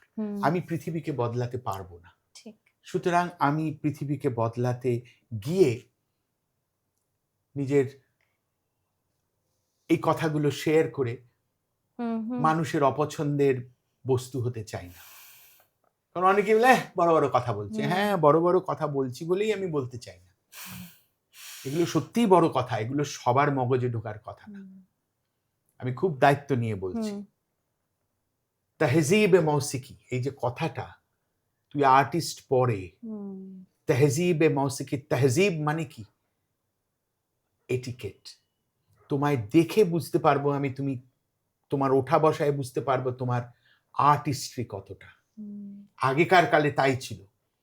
সেই জন্য আগেকার কালের শিল্পীদের কথার নম্রতা, গাম্ভীর্য, ব্যক্তিত্ব, জ্ঞানের পরিধি সমস্ত অন্যরকম। তাহজিবে মৌসিকি এখন নেই। বুঝতে পেরেছিস ঠিক আমি ঠিক কি বলছি? ঠিক ঠিক আমি একদমই বুঝতে পারছি তো এইগুলো হচ্ছে মাপকাঠি। তো তুই আমাকে জোর করছিস এগুলো বলো, এগুলো বলো। আমি বলতে চাইছি এগুলো বলে লাভ নেই। এই বোধ যার হবার না, সে নিজে বসে একা একা ভাববে। হ্যাঁ, এটা যেমন একদিকে সত্যি কথা, তেমনি আবার এটাও তো ঠিক যে তুমি যেহেতু ওই পরিবেশে বড় হয়েছো বলেই তোমার ওটার প্রতি ইন্টারেস্টটা গ্রো করছে। এখনকার বাচ্চারা ওই পপুলারিটির ওই এনভায়রনমেন্টটার মধ্যে বড় হচ্ছে বলেই ওটা ওদের বেশি অ্যাট্রাক্ট করছে, মনে তাই তো, হচ্ছে যে তাই তাই নয় কি? তাই জানি না আমি। আমি তোকে একটা কথা বলছি। বিটলস, হুম হুম। বিটলস জানিস তো? হ্যাঁ। এবার বিটলস এর থেকে in history of rock music even today hmm hmm. Billboard চার্টে বিটলস এর গান এখনো 1 বা 2 বিক্রিতে, তো হুম। সারা পৃথিবীতে। তাহলে বিটলসরা সবকিছু ছেড়ে হুম হুম। মহর্ষি মহেশ যোগীর কাছে এসেছিলেন কেন? আচ্ছা, এটা জানি না। জানো না? না না। তবে তো জানতে হবে মেঘলা। হুম Paul McCartney, Ringo Starr, John Lennon, George Harrison সব ছেড়ে হুম হুম। মহেশ যোগীর কাছে এলেন যে পূবের দিকে তাকালাম, তারা কি দিচ্ছে? 5000 বছরের বেদ উপনিষদ, মেডিটেশন, যোগা। হুম। আর কি দিচ্ছে? রবিশঙ্করজির মাধ্যম দিয়ে রাগ সঙ্গীত। তাই নয় কি?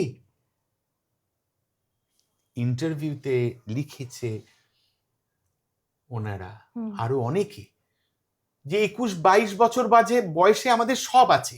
নিজেদের আইল্যান্ড আছে, নিজেদের প্লেন আছে, কোটি কোটি সমর্থক, ভালোবাসার মানুষ সারা পৃথিবীতে। এরপরে কি? এরপরে তো আর কিছু নেই। হুম। এরপরে গভীরে তাকাতে হবে। সে গভীর কোথায় আছে? গভীর বেদ উপনিষদ, হুম। গে রাগ সঙ্গীত, নাদ ব্রহ্ম, হুম। ধা বাজালে এই যে শব্দ ব্রহ্ম, তার থেকে মিউজিক থেরাপি একটা সাবজেক্ট তৈরি হলো। হুম। ড্রাম সার্কেল, যে তুমি ড্রামের ওপর বাজাও 30 জন মিলে।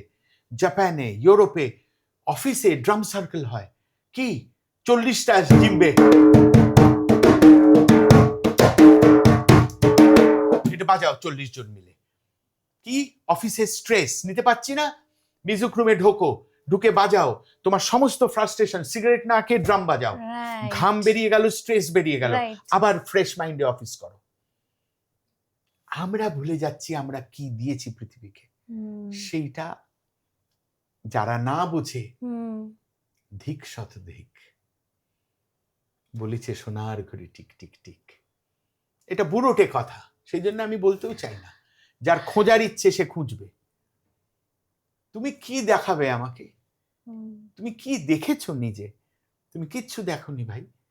আমি যদি বলি, উচিত নয় তাকে বলা, সে তার জায়গায় বিরাট, তুমি বিরাট থাকো। আমিও ওস্তাদ ক্যা বাত, আমিও তোর সঙ্গে বসে আড্ডা মেরে চলে যাব। আমার তোকে সমৃদ্ধ করার কোনো দায় আমার নেই। আমারই দায় আমার সমৃদ্ধ হবার, নিজেকে একদম। বোঝার, যে টু লুক ব্যাক।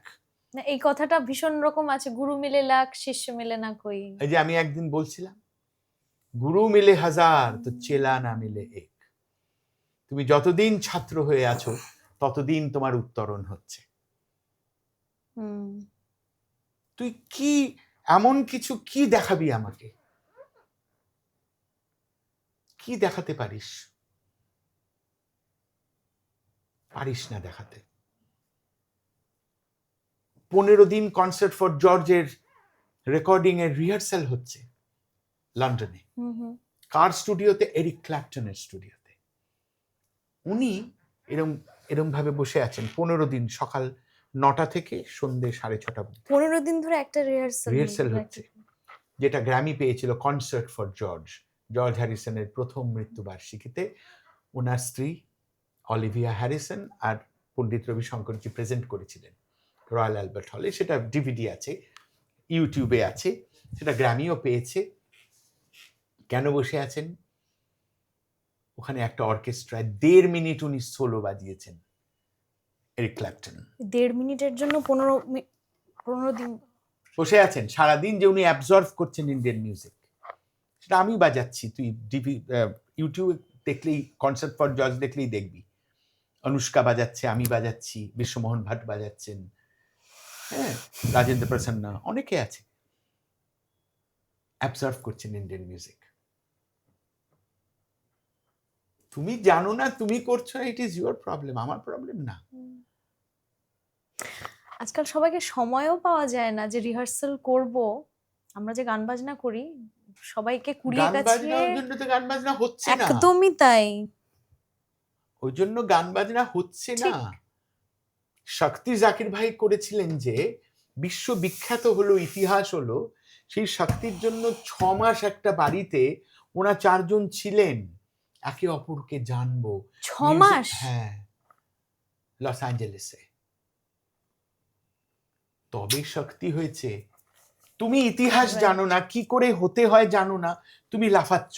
হুম। একটু লাফালাম, বিরাট রক, কিচ্ছু হচ্ছে না ভাই। যারা করেছে তারা দেখো কিভাবে করেছে, ইতিহাস ঘাঁটো, see how they have done ইট।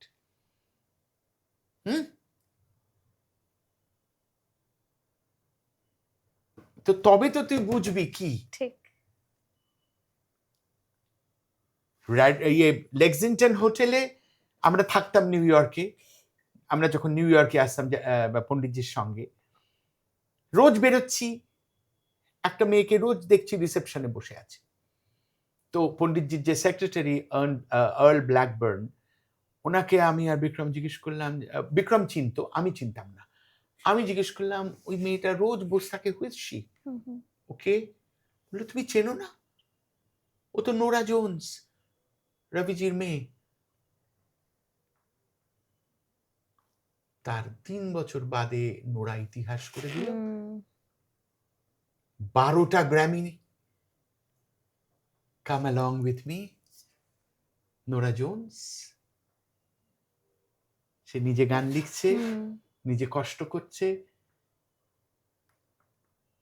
করে সে ইতিহাস করেছে, করেছে তো Nora Jones in history of জাজ মিউজিক। রবিশঙ্করজির বড় মেয়ে, ওর মা সু জোন্স।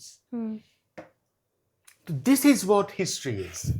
তোমাকে জানতে হবে, তোমায় দেখবার চেষ্টা করতে হবে যে কি করেছেন এরা, কিভাবে করেছেন।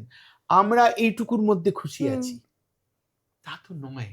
কিন্তু কখনো কখনো খারাপ লাগে না, মানে খারাপ লাগে ইন দ্য সেন্স, এটাই তো উচিত যারা ধরো বেশি এই গান বাজনার সাধনা, অ্যাকচুয়ালি তো গান বাজনা সাধনার জিনিস, এই যারা এই সাধনার মধ্যেই রয়েছেন, পপুলারিটির দিক দিয়ে যদি দেখি সেখানে বেশি থাকার কথা। কিন্তু আজকে যদি দেখি, আজকাল পপুলার হওয়ার অনেক ট্রিক্স রয়েছে বেসিক্যালি। হ্যাঁ, সাধনার জায়গা থেকে গান বাজনাটা যেন একটু অন্য দিকে চলে যাচ্ছে। তো তখন দেখে তো কখনো ডেফিনেটলি খারাপও লাগে। যাক না, যাক না। পপুলারিটি, ক্লাসিক্যাল মিউজিক কখনো হিন্দি গান বা বাংলা গানের মতন পপুলার তো হবে না, হবে না। কিন্তু ক্লাসিক্যাল মিউজিক দিয়ে জাত তৈরি হবে। ঠিক। তুমি রাগ জানো, লয় বোঝো, তোমার জাত তৈরি হবে ক্লাসিক্যাল মিউজিক দিয়ে, না হলে তুমি ভুঁইফোড়, কিচ্ছু জানো না। তুমি আমাদের সঙ্গে কথা বলবে না, কারণ আমি দুটো ওয়ার্ল্ড জানি। বুঝতে পেরেছিস? এই পপুলারিটিটা কিস কাম কা? ব্রিটনি স্পিয়ার্স 5 বছর পপুলার, তারপর সামওয়ান এলস এসে যাবে ওই জায়গায় তো। কিন্তু ক্লাসিক্যাল মিউজিশিয়ানের একটা ক্যারিয়ার স্প্যান 50 বছর, 60 বছর, 70 বছর, কারণ শেলফ লাইফ বেশি। আমি 3 তাল তবলা লহরার সিডি 50, আমি মরে যাব তবু একটা ছেলে যে তবলা বাজায় খুঁজে বার করে দেখি তো তন্ময় বসে তবলা লহরার সিডি আছে কিনা। ঠিক। ক্লাসিক্যাল মিউজিক ওয়াইনের মতন, ভালো চায়ের মতন। আস্তে আস্তে আস্তে আস্তে তোমার বয়সের সঙ্গে তোমার মন যত সমৃদ্ধ হবে, পরিপক্ক হবে, তোমার ক্লাসিক্যাল মিউজিক তত তোমার শরীরের মধ্যে পাকবে। একই রাগ, একই তাল আমি 20 বছর বয়সে যা বাজিয়েছি, আজকে বাজালে দুটোর ভাবনা আলাদা আলাদা। সেটা আমি বয়সের সঙ্গে সঙ্গে আমি কানসেন যখন হয়েছি তখন আমার মধ্যে তানসেনের আগে গুরুরা বলতো কানসেন হও, শোনো আগে বড়দের। ধুর, কিছু যায় আসে, সবাই আর্টিস্ট হবে, সারা পৃথিবীকে বদলানোর দায়িত্ব তোমার না আমার, কারণ না, যার হবার তার এমনি হবে। এবার যারা ক্লাসিক্যাল মিউজিক জানে, লাইট মিউজিক করেন, তারা প্রত্যেকে সবসময় বলবেন ক্লাসিক্যাল শিখো। প্রত্যেকটা মানুষ যারা কিংবদন্তি পপুলার মিউজিকের, মা সরস্বতী থেকে ব্রহ্মা বিষ্ণু, তার প্রত্যেকে বলবেন ক্লাসিক্যাল শেখো, ওইটা তোমার শির দ্বারা। আর যারা বোকা তারা লাফাচ্ছে, আমি কিছু জানি না, ওটা খুব গুণের কথা, আমি তো এমনি এটা গিটার শিখি ইউটিউব থেকে। আরে বেটা, গিটার শিখিস, তো ধারণা আছে গিটার সারা পৃথিবীতে কিরম বাজে? Jeff Beck, Steve Vai. আজকাল 2 বছর শিখে প্রফেশনালি বাজাতে চলে আসে। শুধু তাই না, মানে আমি এমনি গান বাজনা বলো বা গিটার বলো বা অন্যান্য, এবং তারপর প্রফেশনে আসার পর শেখার প্রয়োজন মনে করে না। না না, ওই জন্য তো মিডিওক্রিটি উইল রুল। নিম্ন মেধার যখন জয় জয়কার, তখন আমার কিছু আসবে যাবে না, আমার বয়স হয়ে গেছে, বাকিটুকু আমার ভারে কেটে যাবে। কিন্তু যারা এর মধ্যে দিয়ে যাবে, যার পোটেনশিয়াল আছে, তাকে কান বন্ধ রাখলে চলবে না। কান খোলা রাখো, চোখ খোলা রাখো, মুখ বন্ধ রাখো, শোনো আর দেখো, আর যেগুলো বাদ দিতে হবে ফেলতে থাকো। সমস্ত ফিল্ডে তাই। হুইল চেয়ার বলে একটা ছবি, তপন সিংহর নাম জানো? হ্যাঁ, আমাদের তখন খুব ছোট বয়স, রাশিদকে আর আমাকে উনি নিওয়ালিপুরের বাড়িতে ডেকে পাঠালেন, আমরা গেলাম। 7 দিন আমরা রোজ যাচ্ছি, উনি সব গল্প বলছেন, কাবুলিওয়ালা সিনেমা, ওনার সব ক্ষুদিত পাষাণ, আলী আকবর খান সাহেব মিউজিক করেছেন, আর আমি সামনে দেখছি তপন সিনহা। ওরে বাবা, ইন্ডিয়ান সিনেমার একটা শেষ কথা। তারপরে 7 দিন যাচ্ছি আর আসছি, রাশিদ আর আমি আলোচনা করছি, উনি কেন ডেকেছেন বলছেন না তো। 7 দিন পরে উনি বললেন, এই একটা সিকোয়েন্স, রাশিদ এই রাগটা গাইবে আর তুমি এইটা বাজাবে ব্যাকগ্রাউন্ড। 7 দিন পর, আগে বুঝছেন আমরা কি, এখন হবে। তোমরাও যে 7 দিন পরেও জিজ্ঞেস করনি অন্য এখনকার, ওটা সেই সময়। তো সেইটা, এটা কপাল আমাদের যে আমরা ব্রহ্মা বিষ্ণু মহেশ্বর সবাইকে দেখেছি, কাছ থেকে দেখেছি, তাদের পা ছুঁতে পেরেছি। যারা পারেনি তাদের দুর্ভাগ্যের শেষ নেই, কারণ তারা জানেই না এন্টারটেনমেন্ট ওয়ার্ল্ড কি। কারণ তারা আমাদের দেখছে, এবং দেখে, কারণ আমি লোকের সামনে কি করছি, ঢাক বাজাচ্ছি, ঢোল বাজাচ্ছি, নাচ করছি, টিভিতে কাজ করছি, চুপ করে গিয়ে ক্লাসিক্যাল একটা কনসার্ট বাজিয়ে চলে আসছি। সাধারণ কি আমার ওরকম হবে, ঢাক বাজালেই নাম হবে, ঢোল বাজালেই নাম হবে, জেম্বে কিনে আনতো এটা ব্রেগেন্সা থেকে, ঘন্টা হবে, ঠিক ঘন্টা হবে, তোমার জাত তৈরি হবে না। এদেশের যন্ত্র যা, বিদেশি একটা নাম বলতে পারবে কেন জুকারম্যান ছাড়া? আর ফ্রিডম্যান বলে একটা ছেলে আছে, ভালো বাজায় তবলা, আর কেন জুকারম্যান আলী আকবর খান সাহেবের ছাত্র শরৎ, খুব ভালো বাজায়, আরো ডেভিড ট্রেসফ, আরো কয়েকজন আমেরিকান আছে। কারণ 50 বছর আলী আকবর খান সাহেবকে ওরা আমেরিকাতে, ক্যালিফোর্নিয়াতে পেয়েছে, ওরা ভালো বাজায়। কিন্তু তবু এটা এ মাটির জিনিস। একটা ছেলে শরৎ সে তার যেরকম বাজাবে, সে তো মাটির ব্যাপার।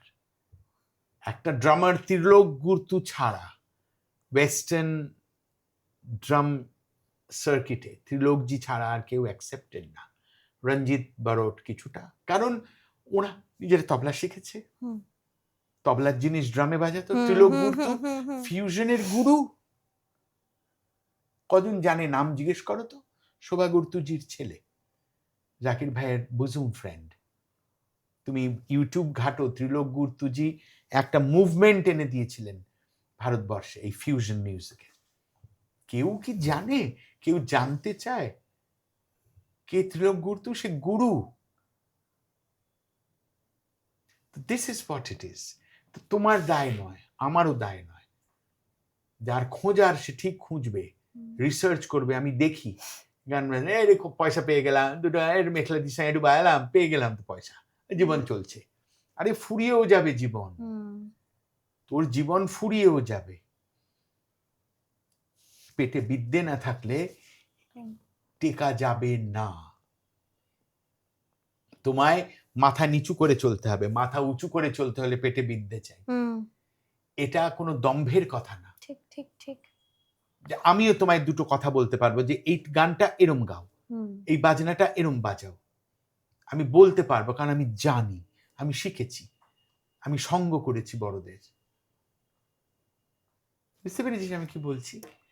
সেজন্য আমার মনে হয়েছে কুল থাকাটা ইজিয়ার। আমার লোকের গালাগালি দরকার নেই, বড় বড় বলছে, আমার কোনো দরকার নেই। আপনারা আমার এই জন্য আমি মেঘলাকে বলছি, আপনারাও দয়া করে এসব শুনবেন না। আপনারা খুব ঠিক রাস্তায় আছেন, যা করছেন মন যা ভালো লাগছে করুন। আমি আমার কথাটা মেঘলার সঙ্গে শেয়ার করলাম, এবং আমার বৃত্তে যারা আছে, আমার ছাত্ররা ছাত্রীরা, আমার ভাই বোনরা যারা এই কথাটা আমি জানি শুনবে এবং ভাববে, আমি তাদের বলছি। ও আমার একটা প্রিয় মেয়ে, আমি ওকে বলছি, আমি আপনাদের বলছি না। কথা প্রসঙ্গে অ্যাকচুয়ালি আমি ওকে বলছি, আপনাদের বলছি না। কিন্তু don't get me wrong, go as you like. আমার মাঝে মধ্যে মনে হয়, আমি এমনি তো গান বাজনা করছিলাম, ঠিক আছে, এই পডকাস্টের মাধ্যমে তোমাদের মতন মানুষজনের সান্নিধ্যে আসতে পারছি, তার কারণ এমনি ধরো বাইরে দেখা হচ্ছে অল্প স্বল্প, ঠিক আছে, কিন্তু এই যে এতক্ষণ বসে যে অ্যাকচুয়ালি কিছুটা জ্ঞানের এই এক সমুদ্র থেকে একটা ফোঁটা দুটো ফোঁটা, আমরাও তাই, আমরাও এইটুকুই পেয়েছি রে। এটা অপার। এইটা আমি সমৃদ্ধ হচ্ছি গো, মানে আমি এক বিশ্বাস করে এই কথাটা তুই সুন্দর বলছিস। জাকির ভাইয়ের এই কথাটা আমার এত ভালো লাগে যে জ্ঞান নদীর বয়ে যাচ্ছে, জ্ঞান তোমায় বলছে না তুমি আমাকে কাপে নাও কি বালতিতে নাও। তোমার ইচ্ছের ওপর তুমি বালতিতে জল তুলবে নদী থেকে, না কাপে নেবে, না গ্লাসে নেবে, না হাতে করে এক আছলা নেবে। জ্ঞান সমুদ্র নদী বয়ে যাচ্ছে, কেউ তোমায় বলবে না যে নদী থেকে জল তোলো। তোমার ইচ্ছের ওপর যে তুমি বালতিতে নদী থেকে জল তুলবে না হাতে করে তুলবে এক আছলা। It is up to you, কেউ তোকে বলবে না, ঠিক তাই না? তো ব্যাস, এবার আমার কথা চলো আমি একটা শোনাই। এটা একটা গ্রুভ, এটা একটা সুইং, অ্যাকচুয়ালি আফ্রিকান সুইং।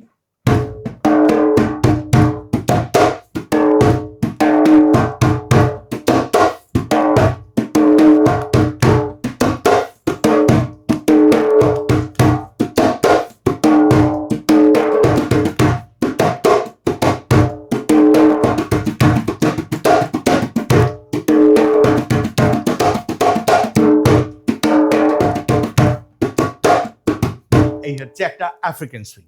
আর একটা বহুল প্রচলিত সুইং যেটা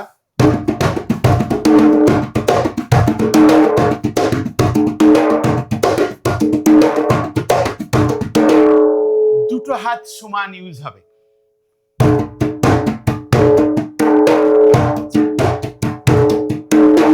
এটা আমি একটু আগে বলতে চাইছিলাম যে তবলা ঢোলের মতন করে বাজালে হবে না। অবশ্যই হবে আপনি যদি হিন্দি বা বাংলা গানের সঙ্গে বাজান, কিন্তু তাতে একটা আমার মনে হয় একটু লজ্জা হবে। সুতরাং একটু শিখে বাজালে ভালো লাগবে আপনাদের, বুঝলি? আর খাটাস না। তুমি দুটো গ্রুপ বাজালে, প্রথমটা মনে হলো আমার ধিতাং ধিতাং বলেটা গাওয়া যায়। হ্যাঁ নিশ্চয়ই। আর পরেরটা কারা রইলো কপাটের মতো মনে হয়। নিশ্চয়ই নিশ্চয়ই। আচ্ছা, একটা একদম অন্য রকমের প্রশ্নে যাই, একটু মজার প্রশ্নে। সেটা হচ্ছে যে যারা তবলা বাজান তাদের কেশ রাশির একটা পরিচর্যার বিষয় থাকে, হ্যাঁ, সিংহের কেশরের মতন একটা ব্যাপার থাকে। এইটার একটা কি মানে, এটা কেন? এটা যে স্যামসন ডালাইলা, জানিস তো? স্যামসনের সমস্ত শক্তি চুলে ছিল, জানিস না? স্যামসনের সমস্ত শক্তি চুলে ছিল তো।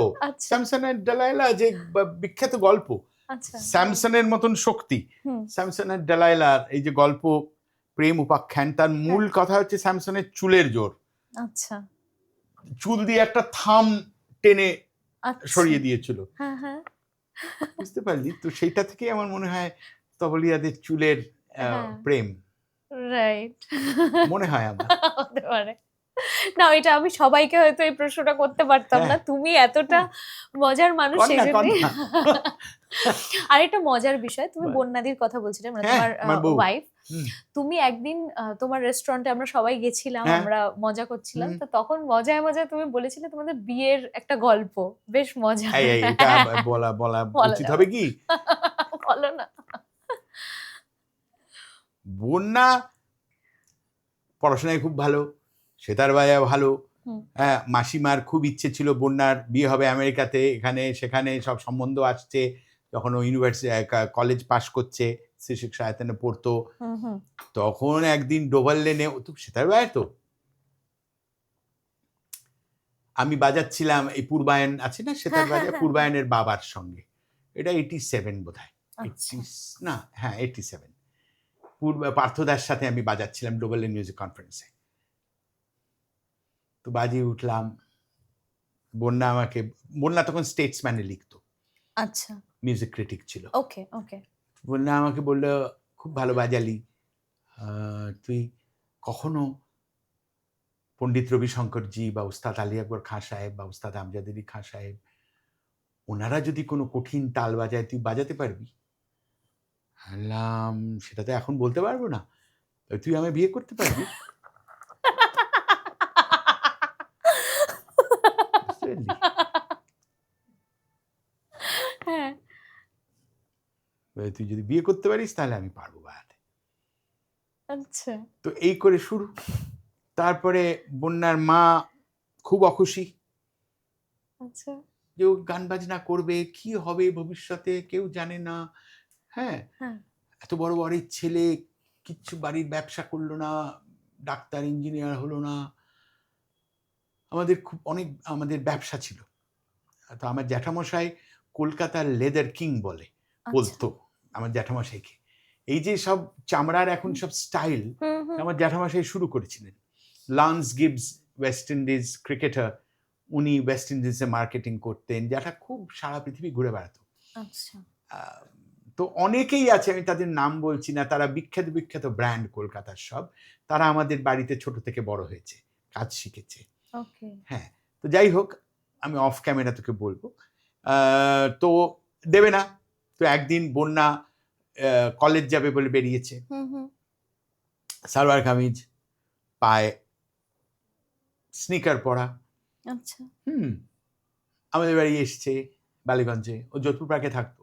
আচ্ছা বলছে মা খুব আপসেট, হুম, বিয়ে হুম, করবে হুম, বলে। হুম। আমি কি রে, মাসিমা তো জানেনই না যে আজকেই আমার বিয়ে।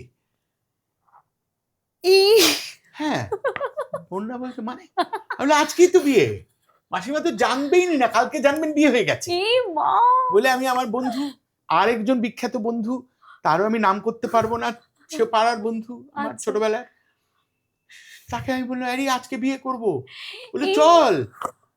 বলে আমাদের কনফিল্ড রোডে একজন ম্যারেজ রেজিস্ট্রার আছে, হ্যাঁ আমি পাড়ার বন্ধুদের, আমি বললাম কি হবে, 1 মাস আগে তো ডেট দিতে হয়। হ্যাঁ হ্যাঁ আরে চল না, গিয়ে বলে এই 1 মাস পুরোনো ডেট লিখুন তো। 1 মাস আগে বন্যা না, হ্যাঁ। আমি মাকে বললাম মা তোমার বিয়ের বেনারসি বার করো, বার করো, বার করো। বলে কেন? বলে আমার বিয়ে হবে, বুঝলি। এবার বন্যাকে সালোয়ার কামিজের ওপর বেনারসি জড়িয়ে নিয়ে, মানে কোথায় বিয়ে হবে, পাই স্নিকার, সে ছবি আছে, তুই পাগল হয়ে যাবে দেখলে। আর কোথায় বিয়ে হবে? আমার বন্ধুরা বললো কেন, কালীঘাটে, বাড়ির কাছে তো, বালিগঞ্জ থেকে কালীঘাট, চল। গিয়ে যে মিষ্টির দোকানগুলো আছে তার পিছনে একটা ঘর হ্যাঁ ভাড়া করে, ওখানে বিয়ে হবে। আর পুরুত মাসে আসুন তো বিয়ে হবে এখন। বলে আমার সব বন্ধুরা, তাদের ড্রাইভাররা সবাই সাক্ষী, আমার আর বন্যার বিয়ে হয়ে গেল, বুঝেছিস। এবার হই হই কাণ্ড সারা কলকাতায়। হ্যাঁ যেই শান্ত, হ্যাঁ তন্ময়ের বিয়ে হয়ে গেছে, হ্যাঁ তো কালকেই হলো। বললি না তো, আমি জানতাম না, তোমায় কি জানাবো। কাল হঠাৎ মনে হলো মনটা কেমন কেমন করছে, মাসিমাও জানে না, ভাবছে মেয়ের বিয়ে দেবে, কি হবে মেয়ের বিয়ে, কেমন হবে। আমি বললাম যাক, মাসিমাকেও শান্তি দিয়ে দিই মনে, আজকেই বিয়ে করে ফেলি। তো করে ফেললাম বিয়ে।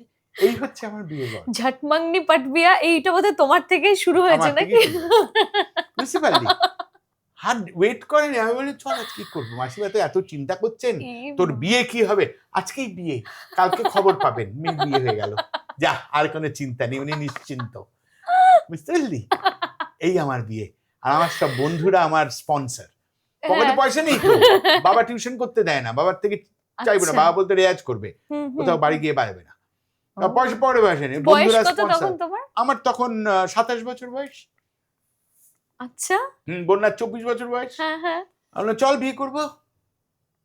যে বন্ধুরা স্পন্সর করলো, বন্ধুরা সব স্পন্সর করলো, কেউ ট্যাক্সি ভাড়া দিচ্ছে, কেউ রেজিস্টারের টাকা দিল, কেউ কালীঘাটের ঘর ভাড়া দিল, কেউ ফুল মালা সিঁদুর এসব কিনে সালোয়ার কামিজের ওপর। তোর মা কিছু বলেননি? মা আর কি বলবে, মা আমার তো ভীষণ শান্ত, মা খুব ঠান্ডা। আচ্ছা, মা একটু বলেছিল 1 বছর সময় দিলে ভালো। আমি বললাম, মা সময় খাঁচার পাখি উইরা গেলে শূন্য কান্দে, শ্যামলবাবুর ওই গান। ও বাবা, আর হবে না, 1 বছর টছর আর সময় নেই, আজই বিয়ে, না করার জায়গা থাকবে শেষ দিব্যি। তো এই যে এত বছরের একটা সম্পর্ক, এবং বন্যাদি বোধহয় এখন মানে একটা বলে না একজন আধার লাগে, মানে এই যে তুমি তোমার প্রফেশনাল লাইফে এতটা সফল, দ্যাটস বিকজ বন্যাদি আধারের মতন। ওরে বাবা, আমার বন্ধু, আমি একটা জিনিস কি দেখলাম জানিস তো, সেটা হচ্ছে, আবার এটা আমি জ্ঞান দিচ্ছি না, এটা আমার নিজের উপলব্ধি। আমি কি ভালোবাসবো, আমার কি চাই, আমি কিসে আনন্দ পাবো, আমি বেটার অ্যাজ এ বন্ধু দ্যান আ হাজবেন্ড। বুঝেছিস? বন্যা আমার বন্ধু, আমার বউ না কিন্তু। কারণ বউ হলে যে চাওয়া পাওয়াটা থাকে, বন্যার সঙ্গে আমার নেই। আচ্ছা, কারণ আমি বিয়ের বছর থেকে 8 মাস করে 9 মাস করে আমেরিকায় থেকেছি, ইংল্যান্ডে চাকরি করতাম 4 মাস করে, লন্ডনে একটা ডান্স কোম্পানিতে। হ্যাঁ, বন্যার বিয়ে আমরা 90 সালে বিয়ে করেছি, বিয়ে মে মাসে। আমি জুন মাস থেকে লন্ডনে চলে গেছি নভেম্বর পর্যন্ত। বুঝতে পেরেছিস? কোনো চাওয়া নেই, তুই কর, আজও সেটা আছে। আমায় কোনোদিন জিজ্ঞেস করেনি কোথায় যাচ্ছিস, কার কাছে, কে মেসেজ করছে, কে ফোন করছে, কে দেখা করতে এসেছে, কোনো প্রশ্ন নেই। কিন্তু বন্যা ভয়ঙ্কর স্ট্রং পার্সোনালিটি। আমার সমস্ত কিছুর মূল সূত্রটা বন্যা। বুঝছিস? সে আমার গান বাজনা হোক, আমার ওয়াসাবি হোক, আমার ছাত্ররাও হোক, এই এত ছেলেরা সবাই জানে যে মেন পাওয়ার হাউস ইজ বন্যা। আর বন্যা সারা জীবন কর্পোরেট পার্সন, সারা জীবন চাকরি করেছে। আচ্ছা, বুঝেছিস? আইটিসিতে বহু বছর চাকরি করেছে, ইন্ডিয়া পাওয়ারে চাকরি করেছে, অ্যাসাম কোম্পানিতে চাকরি করেছে, ভয়ঙ্কর একটা এক্সপিরিয়েন্সড কর্পোরেট পার্সন, কাগজে চাকরি করেছে। কিন্তু বন্যা কোনোদিন, এই যে সব শুনি আমি ছাড়াছাড়ি হয়ে যাচ্ছে, মুখ দেখা দেখি নেই, কোনোদিন আমার হয়নি। আমি জানি না এটা কি, সেই অভিজ্ঞতাটা কিরম হয়। অপছন্দ কি সবকিছু আমার পছন্দ হতে পারে বন্যার? না, বন্যার সবকিছু আমার পছন্দ হয়। ঠিক, লুক অ্যাসাইড, সেটা নিয়ে ভাববার দরকার নেই। ভাবলে মন খারাপ হবে, ভাববার কোনো দরকার নেই। ঠিক, ইউ নো, আমি আমার ফিলোসফিতে চলি। আমার ছেলের কেউ আমি সেই, আমার ছেলেদেরও আমি সেই কথা বলি, তোমার আনন্দ তোমার কাছে, তুমি যদি দুঃখে থাকতে চাও তুমি বুঝবে। বাবা মা গুরুজি কেউ নেই, থাকে না সারা জীবন, কিন্তু কথাগুলো থেকে যায়। তো বন্যার ক্ষেত্রেও আমার ক্ষেত্রে আমরা আমাদের ভাবনায় চলি, আমাদের কোনো লেনা দেনা নেই। আমাদের যারা ক্লোজ, আমাদের প্রিয় বোন, তাদের কয়েকজন আমার পরিবারের অঙ্গ। লোপা আমার পরিবারের অঙ্গ, শুভমিতা আমার পরিবারের অঙ্গ। বুঝেছিস? আমার বোন থেকে বেশি নয়, মানে কম নয়, বেশি। আমার ভালো মন্দ, আমি কেমন আছি, আমার শরীর কেমন আছে, আমি এত কাজ করছি কেন, আপনি কম করুন কাজ, এখানে এটা করো না, এটা কি করব তন্ময়দা, এই সম্পর্ক ওরা আমার সাপোর্ট সিস্টেম। আমার আর বন্যার অসম্ভব ক্লোজ ওরা, কারণ পিউ আমি ওকে কি বলবো, আমি মানে ওর গান আমি শুনে বলেছিলাম যে তুই তৈরি কর নিজের, আমি যতটা পারি তোর জন্য করছি। তো তারপরে আমি ওর সঙ্গে বাজিয়েছি, রেকর্ড করেছি প্রচুর জায়গায়। আমি বলেছি ওকে নিতেই হবে, যেরকম গোকুলের জন্য করেছি, যেরকম আকাশের জন্য করেছি, যেরকম কৃষ্ণর জন্য করেছি। তো বন্যা ইজ মাই পাওয়ার হাউস, বুঝলি? ও আমার বউ নয়, ও আমার বন্ধু। সেই স্কুল থেকে ক্লাস 7 থেকে আজ পর্যন্ত ও আমার বন্ধু, আমার মাপকাঠির জীবন কাঠি মরণ কাঠি। আমি ইয়ারকি আমার বাড়িতে ওরা জানে, আমি একদম বাড়িতেও এরকম, আমার কোনোটা সিরিয়াস নয়, বুঝেছিস? আমি ইয়ারকি করছি সারাক্ষণ, এই করছি সেই করছি, গাছে জল দিচ্ছি, বুঝতে পারলি? ছাদে বসে আছি, ফুল পারছি, এইসব করি আমি, রেয়াজ করছি নিজের মতন। বউ মানে আমায় বেড়াতে যেতে হবে, আমার কোনো ভ্যাকেশন নেই। আমি মজা করে সবাইকে বলি, লোকের পয়সায় আমি সারা জীবন ঘুরেছি, লোকের পয়সায় 5 স্টার 7 স্টারে থেকেছি, আমি আমার নিজের পয়সায় এখন প্লেন চড়ে যাব আর নিজের পয়সায় থাকবো? প্রোগ্রাম হলে মাকে নিয়ে যাব, বউকে নিয়ে যাব, বন্যা যেতে চায় না, লোকের কেন যাবো আমি? তাহলে যাস না, তুই থাক বাড়ি, ভ্যাকেশনও নেই আমার, কোনো ভ্যাকেশন নেই, কোনো খাওয়া দেয় না, আমি লোকে খাওয়াই, আমি লোকের পয়সা খাই, আমি নিজের পয়সা খরচা করে কেন খাবো? তুই খাওয়াবি, চল আজকে পিটার ক্যাটে খাই, কাল HHI-তে খাই, কাল ITC-তে খাই, নিজে খাবো না তো আমি? আমার বাড়িতে আয়, চব্য খাওয়াবো। তো ওরা সব আমার বাড়িতে আছে, আমি কোথাও যাই না, তুই আমার কোনো পার্টিতে দেখবি না, বুঝছিস? বন্যাও যেতে চাই না, আমিও যাই না, লিমিটেড 1-2 মানুষ ছাড়া এত কার্ড পড়ে থাকে, আমি কোথাও যাই না, কেউ বলতে পারবে না কোথাও আমি গেছি, সে আমার অত্যন্ত প্রিয় মানুষ না হলে, বুঝছিস? আর আমি একটা কেয়াবাত ক্লাব করেছি বহু বছর।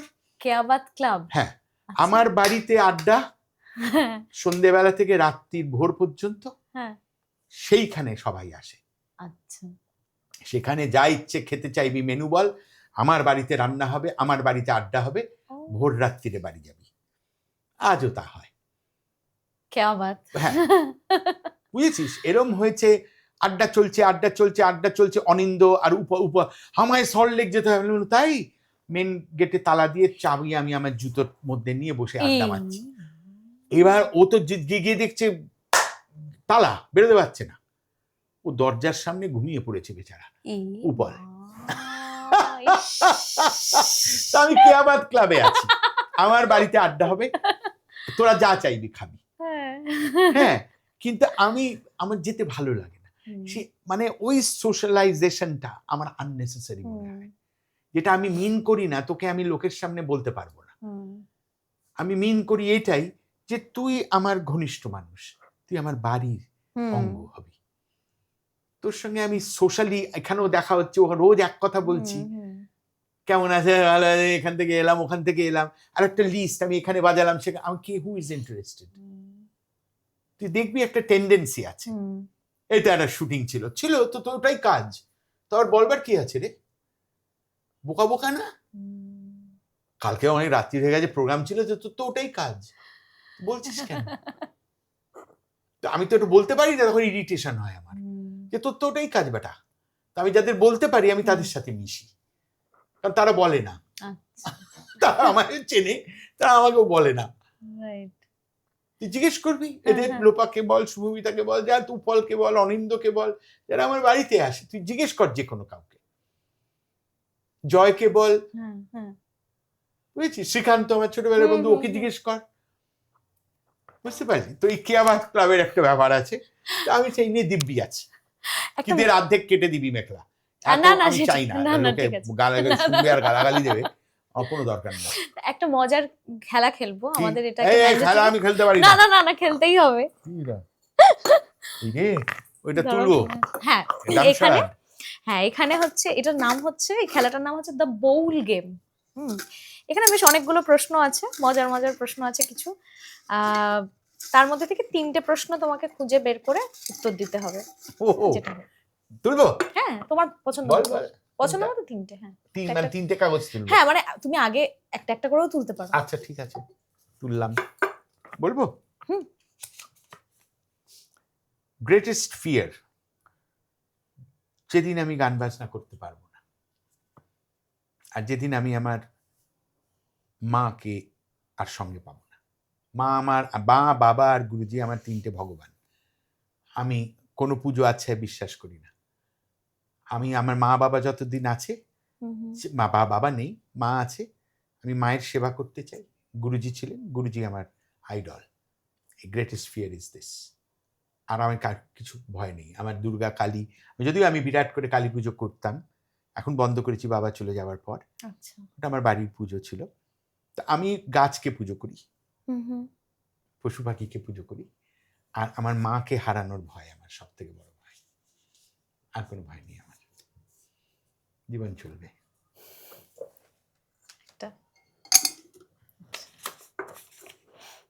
ডেইলি রুটিন, ডেইলি রুটিন আমার রেয়াজ করা, আমার গাছে জল দেওয়া, আমার যারা বন্ধুরা আছে। কটা ওঠো ঘুম থেকে এমনি আমি নরমালি? সাধারণত 6:30 থেকে 7টার মধ্যে উঠি।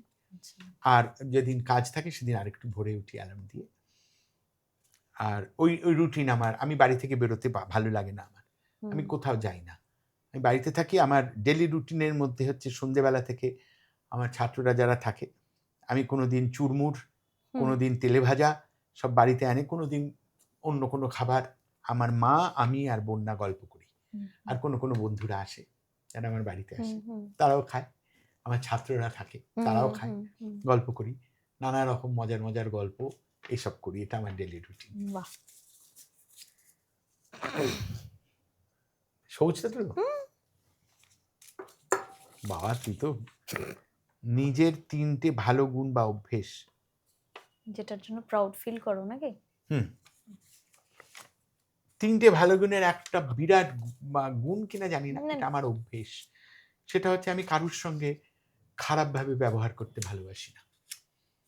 সে আমার ছোট হোক, বড় হোক, আমার কর্মচারী হোক। আমার রেস্টুরেন্টে, আমার বাড়িতে অনেক কর্মচারী আছে, তারা সবাই আমার বন্ধু। আমার ভালো লাগে না কারুর সঙ্গে খারাপভাবে ব্যবহার করতে। আমি সাধারণ থাকতে ভালো লাগে আমার। আর দ্বিতীয়, এটা গুণ বলবো না, আমার সবসময় মনে হয় যে অসুবিধায় আছে তাকে আমায় হেল্প করতে হবে, তার হাত আমায় ধরতে হবে। এটা আমার অভ্যেস।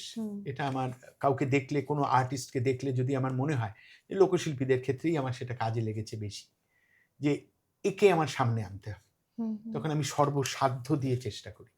আমি ভাবি না আমি কি পেলাম আর না পেলাম, কিছু যা আমার সে ভাবনা থাকে না মাথায়। আর তৃতীয় গুণ বলবো না, এটা আমার দায়িত্বের মধ্যে পড়ে। সেটা হচ্ছে আমার বাড়ি সবসময় যাতে সুখ আর শান্তি বজায় থাকে, সেটার দিকে আমার নজর থাকে। আমার বাড়িতে কখনো যেন নিরানন্দ, নিরাময় না হয়। তার প্রধান কারণ আমার মা, যেরকম আমি বললাম আগে, আমার বাবা ছিলেন, আমার বউ, বন্যা, আমার ছেলেরা, আমার ছাত্ররা। যে যখন আসে আমার বাড়িতে এসেই যেন কাউকে মনে না হয় ওর বাবা কোথায় এসে পড়লাম। আমার বাড়িটা should be the aboard of happiness. যেই আসবে সে আনন্দ নিয়ে ফেরত যাবে, এইটা আমার মনে হয়, এবং সে আনন্দ দেবার দায়িত্ব আমি পালন করি। সেই জন্য আমার বন্ধু বান্ধবরা আমি না যাওয়া পর্যন্ত অপেক্ষা করে কোথাও, কারণ জমছে না, কারণ আমি গিয়ে আড্ডা জমাই সব জায়গায়। আমার এই 3টে জিনিস আমার জীবনের অঙ্গ। আমি কারুর ওপর চাপিয়ে দিতে আমার কিচ্ছু ভালো লাগে না। কিন্তু অর্ধেক আর্টিস্ট জানে না যে রাজ্য সঙ্গীত একাডেমির আমি যবে থেকে চেয়ারম্যান, আমি কোনোদিন কোনো আর্টিস্টের সম্বন্ধে বক্তব্য দিইনি, কোনো আর্টিস্টকে বলিনি যে তোমার হচ্ছে না। মানে চেয়ারম্যান হলে আমার যে ক্ষমতা আমি প্রদর্শন করতে পারি সারা বাংলায়, সেটা কোনো আর্টিস্ট, অর্ধেক আর্টিস্ট জানেই না, কারণ আমি কাউকে বলি না। বলতে চাইও না। আমি চেয়ারম্যান হয়েছি, ঠিক আছে, কিন্তু আমার পরিচয় আমি তন্ময়দা। আরেকটা গুণ আমি অ্যাড করতে চাই, সেটা হলো এই যে যতই ব্যস্ততা থাকুক রোজ রেয়াজ করা। অফকোর্স, এটা সেটা আমার জীবনের অঙ্গ, সেটা আমায় করতেই হবে, সেটা আমার করতেই হবে। এবং আমার চাইতে ভালো লাগে না, আই এম নেভার ডেসপারেট। তো সেটা আমার মনের, আমার ব্যক্তিত্বেরই ব্যাপার। আমি কারোর কাছে কিছু ঠাকুরের কৃপা আমার চাওয়ার দরকারও হয়নি রে এত বছর। আমি ঠিক ঠাকুর আমায় দিয়েছেন, আমার কৃপা ভগবানের। আমার ওইটাই যে আমার বৃত্তে যারা আছে তাদের সবার ভালো হোক, এটুকু আমি চাই। না ডেফিনেটলি আমাদের পডকাস্ট দেখে অনেকেই যাদের কিন্তু অর্ধেকের বেশি কেটে দিও ভাই। না সে ঠিক আছে, আমরা আজকের আড্ডা এইখানেই শেষ করব। তবে ডেফিনেটলি যাতায়াত তো থাকবে এবং সমৃদ্ধ হওয়ার একটা ইচ্ছে তো থাকলো আরো। Any time. তো আজকে এটা আমাকে দে, এটা আমার পছন্দের জিনিস, এইটা আমি নিচ্ছি। এবং এইটা আমায় দিস আজকে যে না, এইটা তুই রাখ। না এইটা আমি নেব না। এটা তুই শুটিং এ নিয়ে আসবি। না প্লিজ এরকম করো না। আমার এই আজকে যে এতক্ষণ সময় দিলে এবং আমাকে এবং আমার অডিয়েন্সকে তুমি সমৃদ্ধ করলে, না সমৃদ্ধ তার কিছু জন্য করিনি। সত্যি আমার থ্যাংক ইউ। তোর সঙ্গে আমার বন্ধুত্ব হয়ে বেশ ভালো লাগছে। এটা তোকে আমি দিলাম ফেরত, তুই নিবি, এটা আমি নিয়ে গেলাম। না এরকম হয় না, এরকম হবে না। না এরকম হয় না, তুই নিয়ে যাবি ওখানে, তোর তো কাছে। না এটা আমি আই রিয়েলি লাভড ইট। তোর কাছে এলাম, খুব ভালো লাগলো। অর্ধেক জিনিস কেটে দিবি, আর পরে তোর সঙ্গে যখন দেখা হবে আরো গল্প হবে, আড্ডা হবে নিশ্চয়ই। Thank you. Let's talk